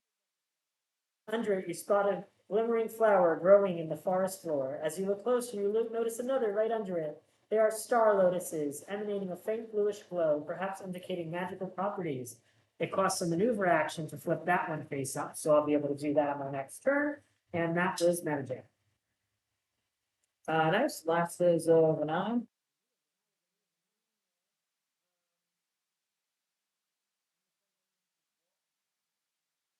This is 1, 2. Don't forget, she has to come here to put the circle on. Ophelia. I think I'm gonna go to M first. Wait, so yeah, no. I'll go to M, which triggers N.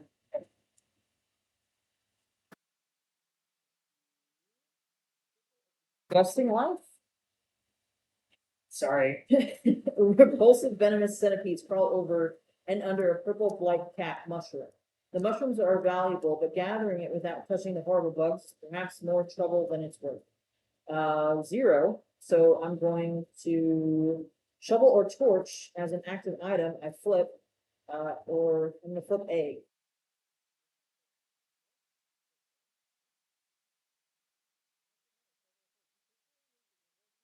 Authors.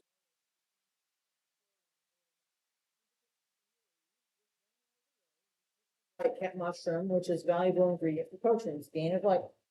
Cat mushroom. Taking 3 damage if you didn't have a torch. So, right, I think that's the end of the round, right? Correct. Okay, like that.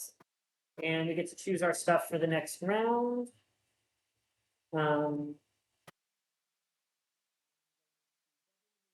Songs so that I can bring the stuff back to N. I'm attacking. Natijam is able to shoot one of the things from where he is, so he's going to swift strike and use his maneuver to pick up the star lotuses and then shoot. I think we're ready to go. We're all set. Why is Vania using focus? Because I'm gonna take a damage.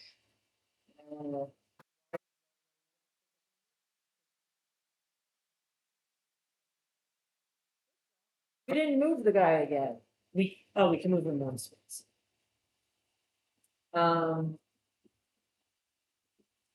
What is Vania's plan?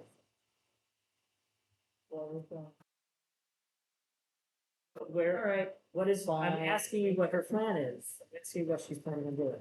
Let's go into the wounded area and have an extra check on it, but you said you're gonna go. You should be able to do it. Okay. I guess I can trust you. What? Even if you do, like, wouldn't you still want to get it back to there? Yeah. So, yeah, you could. I just wanted to make sure that. Because I could walk for free, or walk Yeah. in there and make the check, I'll succeed, and then I walk over with Okay. it too. Okay. Was Why my did idea, I but didn't have him at shop. He was supposed to be with me. Okay. Ready? well, and then I changed my focus. Not ready? Do you want to do the focus or do you want to do the?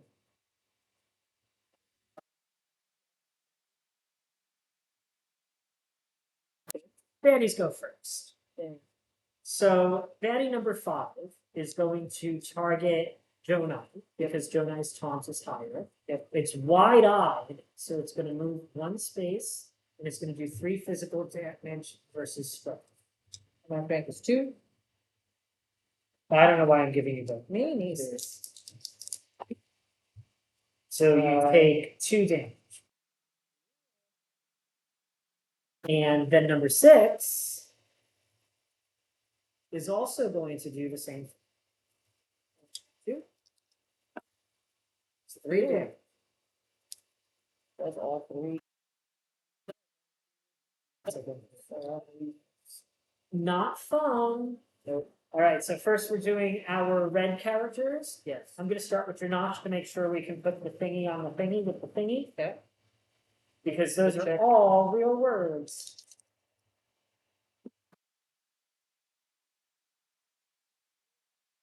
So that's 1 plus 1 for the shovel is 2, 3, 4. So I get a 3rd circle token. And I'm going to spend a stamina to move 1. Oh shoot, do I not have enough space? Oh, I did 2 maneuvers. I didn't gain stamina, so I'm not spending a stamina. I'm moving 1, 2, and then I'm moving 1, 2, and I'm putting all 3 tokens on here. That was pretty much. So now Matajan goes. Matajan is in that terrible position yet again, where if he shoots, he'll do less damage. So he's gonna move in to here. He's gonna roll to see if he takes damage on. Oh wait, no.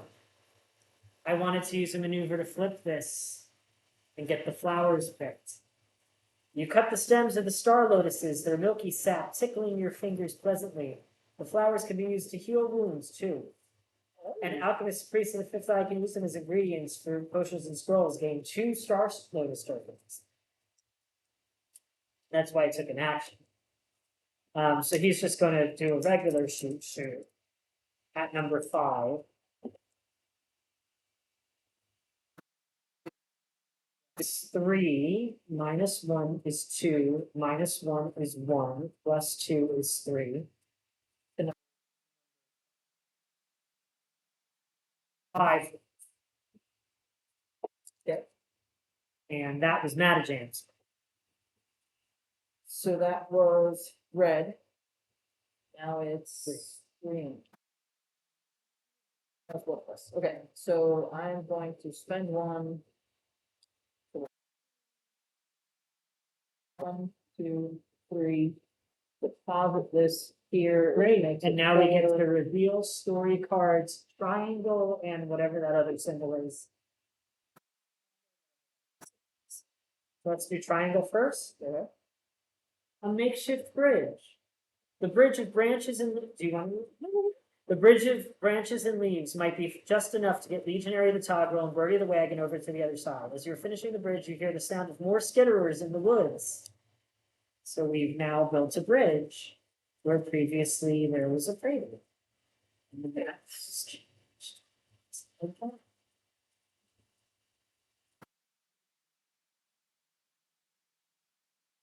Ambushed. Oh no. As you finish the bridge, you hear the eerie sound of multiple legs moving rapidly in the woods. Skitterers are connected to a hive mind, but they do not seem to be protecting a nest or hunting for prey. Someone is using them as soldiers, and you are their enemy. Spawn 2 skitterers in S and S. See, you said the same thing. I know, I did it. I did it specifically because you did it before. So we've done that. And it's Shania's turn. This can't move because there's skitterers too close to it and nobody's in its space to la-di-da-da it. Okay. So it's Shania's turn.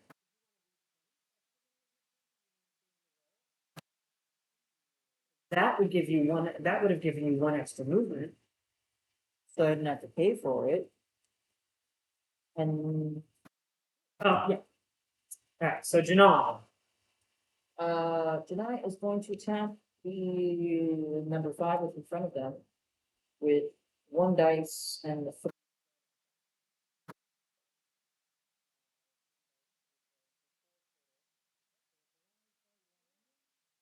Maybe that one's worth spending a gem to take it out in case the monsters go early in. It's up to you.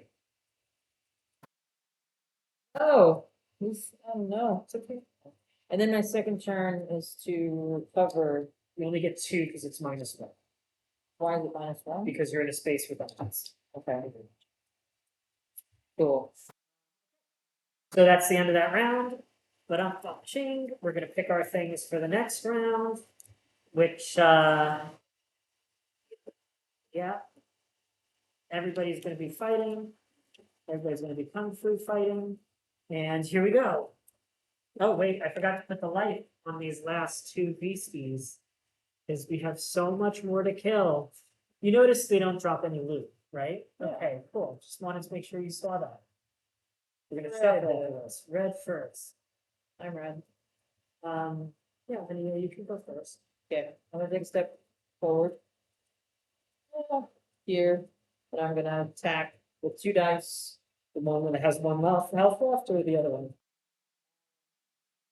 One that has one health left. And you're using the handouts. Because I could for a free turn scoop. You could off just, my you would torch, use right? you would choose which card you're attacking with, even if they're both. Okay, so then, no, with the hand axe, which doesn't. Okay. So 2 dice to number. And I feel like that's overkill. Did they go before me? Did they go before you? No, Look at that. Okay, now it's got a blur on it. it's got a blur on it? A glare? Oh, blur. That's So- the one.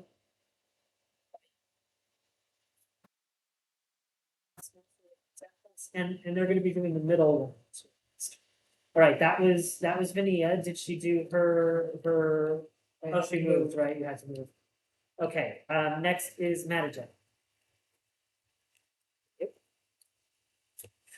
This one doesn't have any defense because there's no people in the space. So he's gonna get 3 stamina and then shoot back. That's 3, 2, because of the hook and ropes, that's 2. Well, that's 2. All right, then we get green. Green. Me? Yes. Or you go? You first, because if Okay. you can somehow chain a kill out of that, move out of that space, I can move there, whisper at him, and move him. So throw 1 dice with my great axe with a starting thing of 2. Hold on. We are going to. Then we're going. That's okay. I mean, It's it's order of operations, We'll see wait, what wait. happens. There's the chances of you doing 8 damage is minimal. You can go ahead and heal. I mean, if you want for 2, I just figured then I'd have 2 to play. Yeah, It's fun. Alright, 1. So, 4 total. Okay. Next.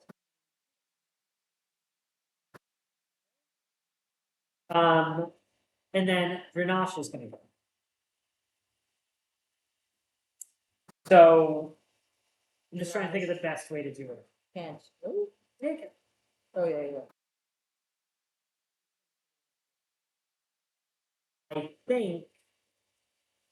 I think the better move is to try to whisper this into one space so that it only has to move 2 more spaces to win. So I'm gonna use my maneuver first to come here. I'm gonna do some toggle whispering. That's 3 + 2 is enough, so I can move this 1 space. And then I have 1 more space for movement, which will be up here. And I'm gonna attack that one. And do 1, 2, 3. -1 is 2, so 2 to that.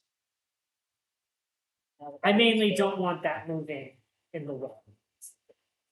So now the baddies go. So this one is gonna come to this space, which sucks. So those are both gonna go for Jonah. And it's gonna be agility defend against 2. Yes. That's 1 damage.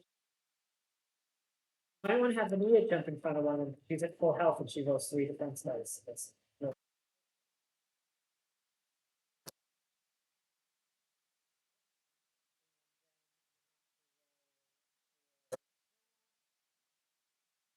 Takes 1. Don't worry. Okay. He's not worried. He's not worried. We're not Alright. worried. That's the end of the round. Well, I want to try to make sure we also get to this. Okay. If we can. All right. So next round. I'm still kung fu fighting. Does Vanilla Yeah, want to head for that? I can. Maybe. She's currently my meat shield. I Just think I'm gonna. Alright, I guess we'll do it.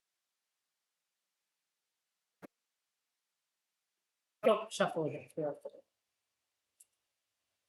Yeah, I mean, like in the future, we'll have all of this stuff closer to us too. I just wanted to see how it worked with the app.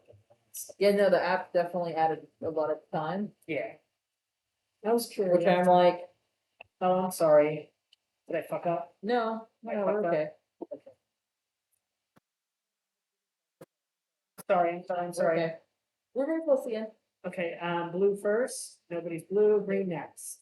Next, I'm gonna attack. Yep. I'm gonna attack the 4? Yeah, skill. Or did you? Okay.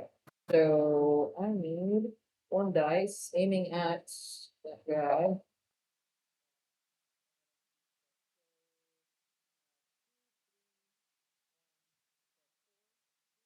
Yeah, that kills it. So that is good. So Then my second action, I'm going to heal for 2. I was gonna say, Don't heal for 2? so hear me out. Hear me out. If you move out of the space, Vania runs over there. Dranash comes here and whispers successfully. It exits and we finish. Oh, okay. So I am going to move then. When I do that, I do take a damage. Yes. And I'll take a step this way. Well, is that going to go before Dranash? When do the monsters go? Oh no, because the I monster. thought we can't move into a monster space, So wait. No, he can whisper at it and then we'll go through. even if a monster's Yeah. in the space? Oh, okay. Because you ignore the movement restriction if Okay. he whispers it. So I want to make sure that we're doing this in the right order. Okay. Because the blue thing's gonna go before, yeah, so this will stay there because it will attack Vania after green is done with their turn. Okay. No. Shit, because Drenosh did green. My idea didn't matter. Go ahead and heal. Why? Because Drenosh would be going next, so there's no space for it to. Oh no, because it can go through the space.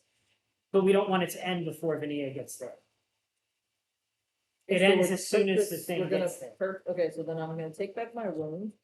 Then I'm going to Sorry. heal for 2. Oh, wait. Oh, no, I'm going at the end of any round. So it's at the end of any round. 2, 3, 4, 5, 6, 7, 8, 9. The thing is, this is the last round to get the most fortunate reward. Yeah, but it's at the end of the round, so we're still okay. Right, because it can do it. move through the Okay, space. so there.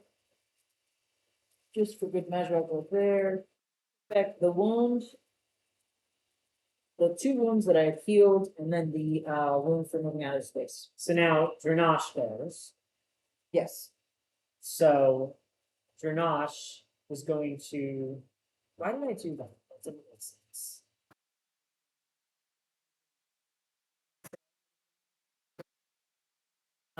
So Dranash goes. So Leaving the space. yes. So Take a he's gonna damage. move 2 spaces and take a damage. And he's gonna horse whisper. 1. Cannot.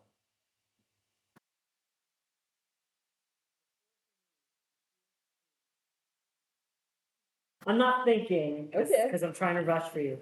I'm trying to rush for you. So, He does this, so he would have healed 2. So he would have had these 2 health. Then he would have been able to spend those 2 plus the 3 to do the horse whisper and do that. That goes in the thing. that's some cheating. I mean, if I was taking my time, it would have been different. And if I wasn't, leave me alone. It's late. Side eye to the camera. It's much, we're running and we're rushing, and I'm taking time to explain instead of letting us get on with it. So let's get on with it. All right, that was green. I think the monster. The monsters go. So this thing comes to him, and it's squinty-eyed, and that stands there and it's squinty-eyed. All right, so red. So Vania gets to do her run for. It doesn't hurt us? Yeah. All right, she's gonna spend 1 extra to move 3, and she's gonna run to the corner. Well, I have on the to way, you would have revealed this. Not the way I would have rolled. Because when you were 1 away, when you were here. Oh, Well, yes. So it should be 3 dice, yeah. right? There we go. Take a damage. Oh, no. Is that her first one? Yeah. Okay, then reveal light. Behind the trees in the direction of Ruindale, you can see the light. The sky is lit by pulsating red and blue lights. It's the colorful sticks. Birds and Ophiria butterflies fly away from whatever is causing them. It is not the magical aura you're used to seeing in the sky, but something more sinister and action to move into the space And then flip over. Strange and troubling sight. Ooh, that's cool.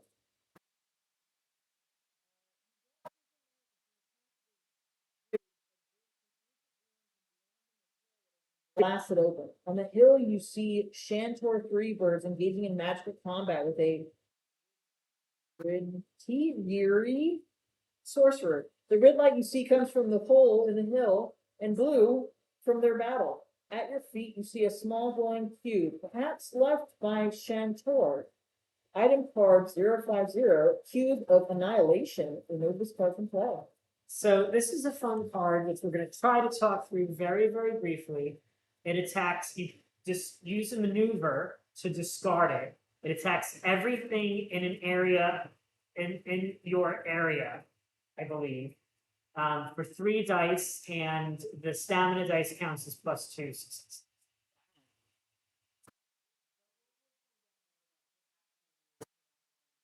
Next time we play, that was Vania's first maneuver. No. That was Vanille's third maneuver. She can only. That was her first maneuver. Her second maneuver is she's back. It's the end of the game. Get some stuff. Sure. Not a jam will heal too. End of the round. We win. Okay. So we're going to take these off the board, and we're going to go to conclusion. And I'm not going to use the app because I know you're in a rush, so we're just going to go ahead and move. You made it past the obstruction. Don't change any status yet because of achievements, right? You got it. You made it past the obstructions and outpace any remaining skitterers. More appear from the tree line as you rush off up the road towards the rising smoke. You make it to the hill where you can see the sky aglow with red and blue light. It is coming from beyond the ruins of ancients, which mark the forest downhill. You hear faint yells, curses, and blasts, all seeming to come from a magical battle being fought not far from. Then you see a Gary sorcerer rise up into the sky on a flying disc, casting evil red energy down at Shantor as she levitates herself up, countering with blue magic. Legionary starts to whine miserably. You do your best to calm him down before going to help his mistress. Just then you see the evil Gary cast a magical bolt your way. You hear the whistling sounds and you realize you must run for your lives. So we had exactly 10 at the end of that round. You managed to drag Legionary and Birdie out of harm's way, safely towards the ruins ahead. The bolt hits the wisp trees behind you, causing many of them to splinter and fall. Right, Birdie saved in your party journal. Right, Legionary saved in your party journal. Make a note that you will place 2 skitterers on the scenario map at the start of tutorial 3. You said right, Legionary? Legionary. That's the name of the toggle, and Birdie is the name of the wagon. Place 2 skitterers on the scenario map at the start of the next scenario. Maybe on the character sheet. Yes, and we did number 2. Okay. Achievements. As a group, are you explorers? Did we reveal story cards A, L, and Q? All of them. We revealed all of the things. So we each are going to get 1 more gem. Boop, boop, boop, boop. Pacifists. Were no enemies defeated? No. These are Slayers. bugs, they deserve it. Slayers. Were all enemies defeated? No. Toggle friend. A hero with Toggle Whisperer successfully calmed the Toggler. Yes. Hey. Convincing argument. Your hero succeeded in the will check on story card K. False. You had to pay on. Yes, I do. Pacing yourself. Finish the scenario unwounded and with a total of 2 or fewer spent stamina and damage. Not a jam. And Vania each got one for that. Really? Yeah. And then we'll do the third one next time. What do you think so far? A bit confusing with the app. I'm not gonna lie. I mean, it was That very was more helpful. confusing than teaching. Yeah, it was very helpful in the beginning, but when it came down to battling, I got confused very quickly. Battling gets very confusing. So Yeah, it's a little clickier.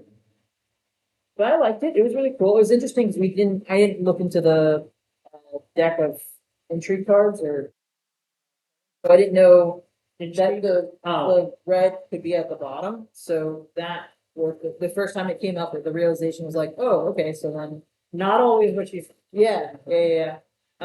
Learning at the end of the scenario that Vania became a meat shield for Janaya because essentially she doesn't use any of her stamina or she gets it back really quickly, which then you could just stand in front of and has a 3 defense. So that's actually definitely going to bring that And strategy. remember when we were first making character selections, you were like, "But we need a tank." I was like, "Not really, not really." Like everybody, is the tank. you know, there's Right. people that are better at doing things, but ultimately everyone can do everything.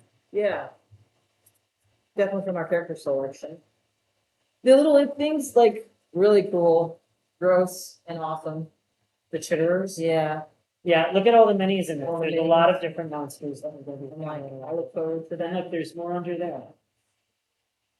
So that's cool. I mean, play feel of everything's really nice. I did come in with no knowledge of the game. Because you thought we were doing a different game. I did. Because if anybody has watched this channel and has seen how much I despise Madara, for some reason Liz thought we were playing Madara. I thought you hated life. That's what we were doing. We're not. This is a much better. I don't know. I never actually played it, so I don't know. But this is a different game. I mean, this is a game that also came out many years. I'm still confused on a couple things which weren't explained. Okay, Because what are we confused essentially, this 5-pack, We'll learn about that in the next scenario. because this, yeah, We'll learn about that. the cards have icons. We'll learn about that in the next scenario. Yeah, the defense dice. We'll learn about that also- in the episode. So, my control issues are obviously super clear. I want to know what it is or why it matters. Do you want to see your unlocked level cards before you go to dinner, or do you want to? I do have to run. Okay, So we'll start with that next time. We're not going to be recording future plays of this. This was kind of just an experiment to see if I could do a play with Dized on the screen and yada yada yada. It worked. It was sloppy. Our mics gave out. There's probably quite a few minutes of lonely quietness. I'll put that in the description so people will know it's coming, and I'm going to post it anyway because this is a lo-fi channel.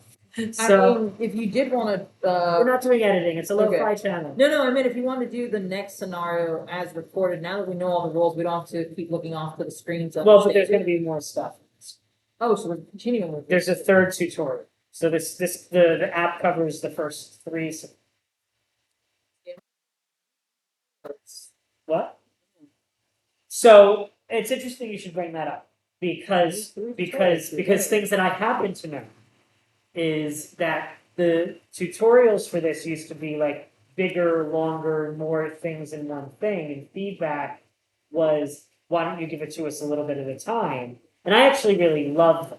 Like and this is exactly, ironically, the thing that I like about this and hate about Madara is Madara has no tutorial, just shoves you right in with all of this stuff. Sure. And like you learned Gloomhaven from scratch instead of playing Jaws of the Lion first. But Jaws of the Lion does the same thing where they give you a little bit of rules, one scenario at a time, and then it picks up. So I like, especially for games of this size, I like getting a little bit at a time and learning it as I go and trusting that they're going to tell me. I now know. At the same time, having the book be the map is pretty nice, but at the same time, you lose the tactile feel of like a map. And then I'm noticing that we have like a random map over here, which we're not actually. So this is just the world map, just as a fun thing.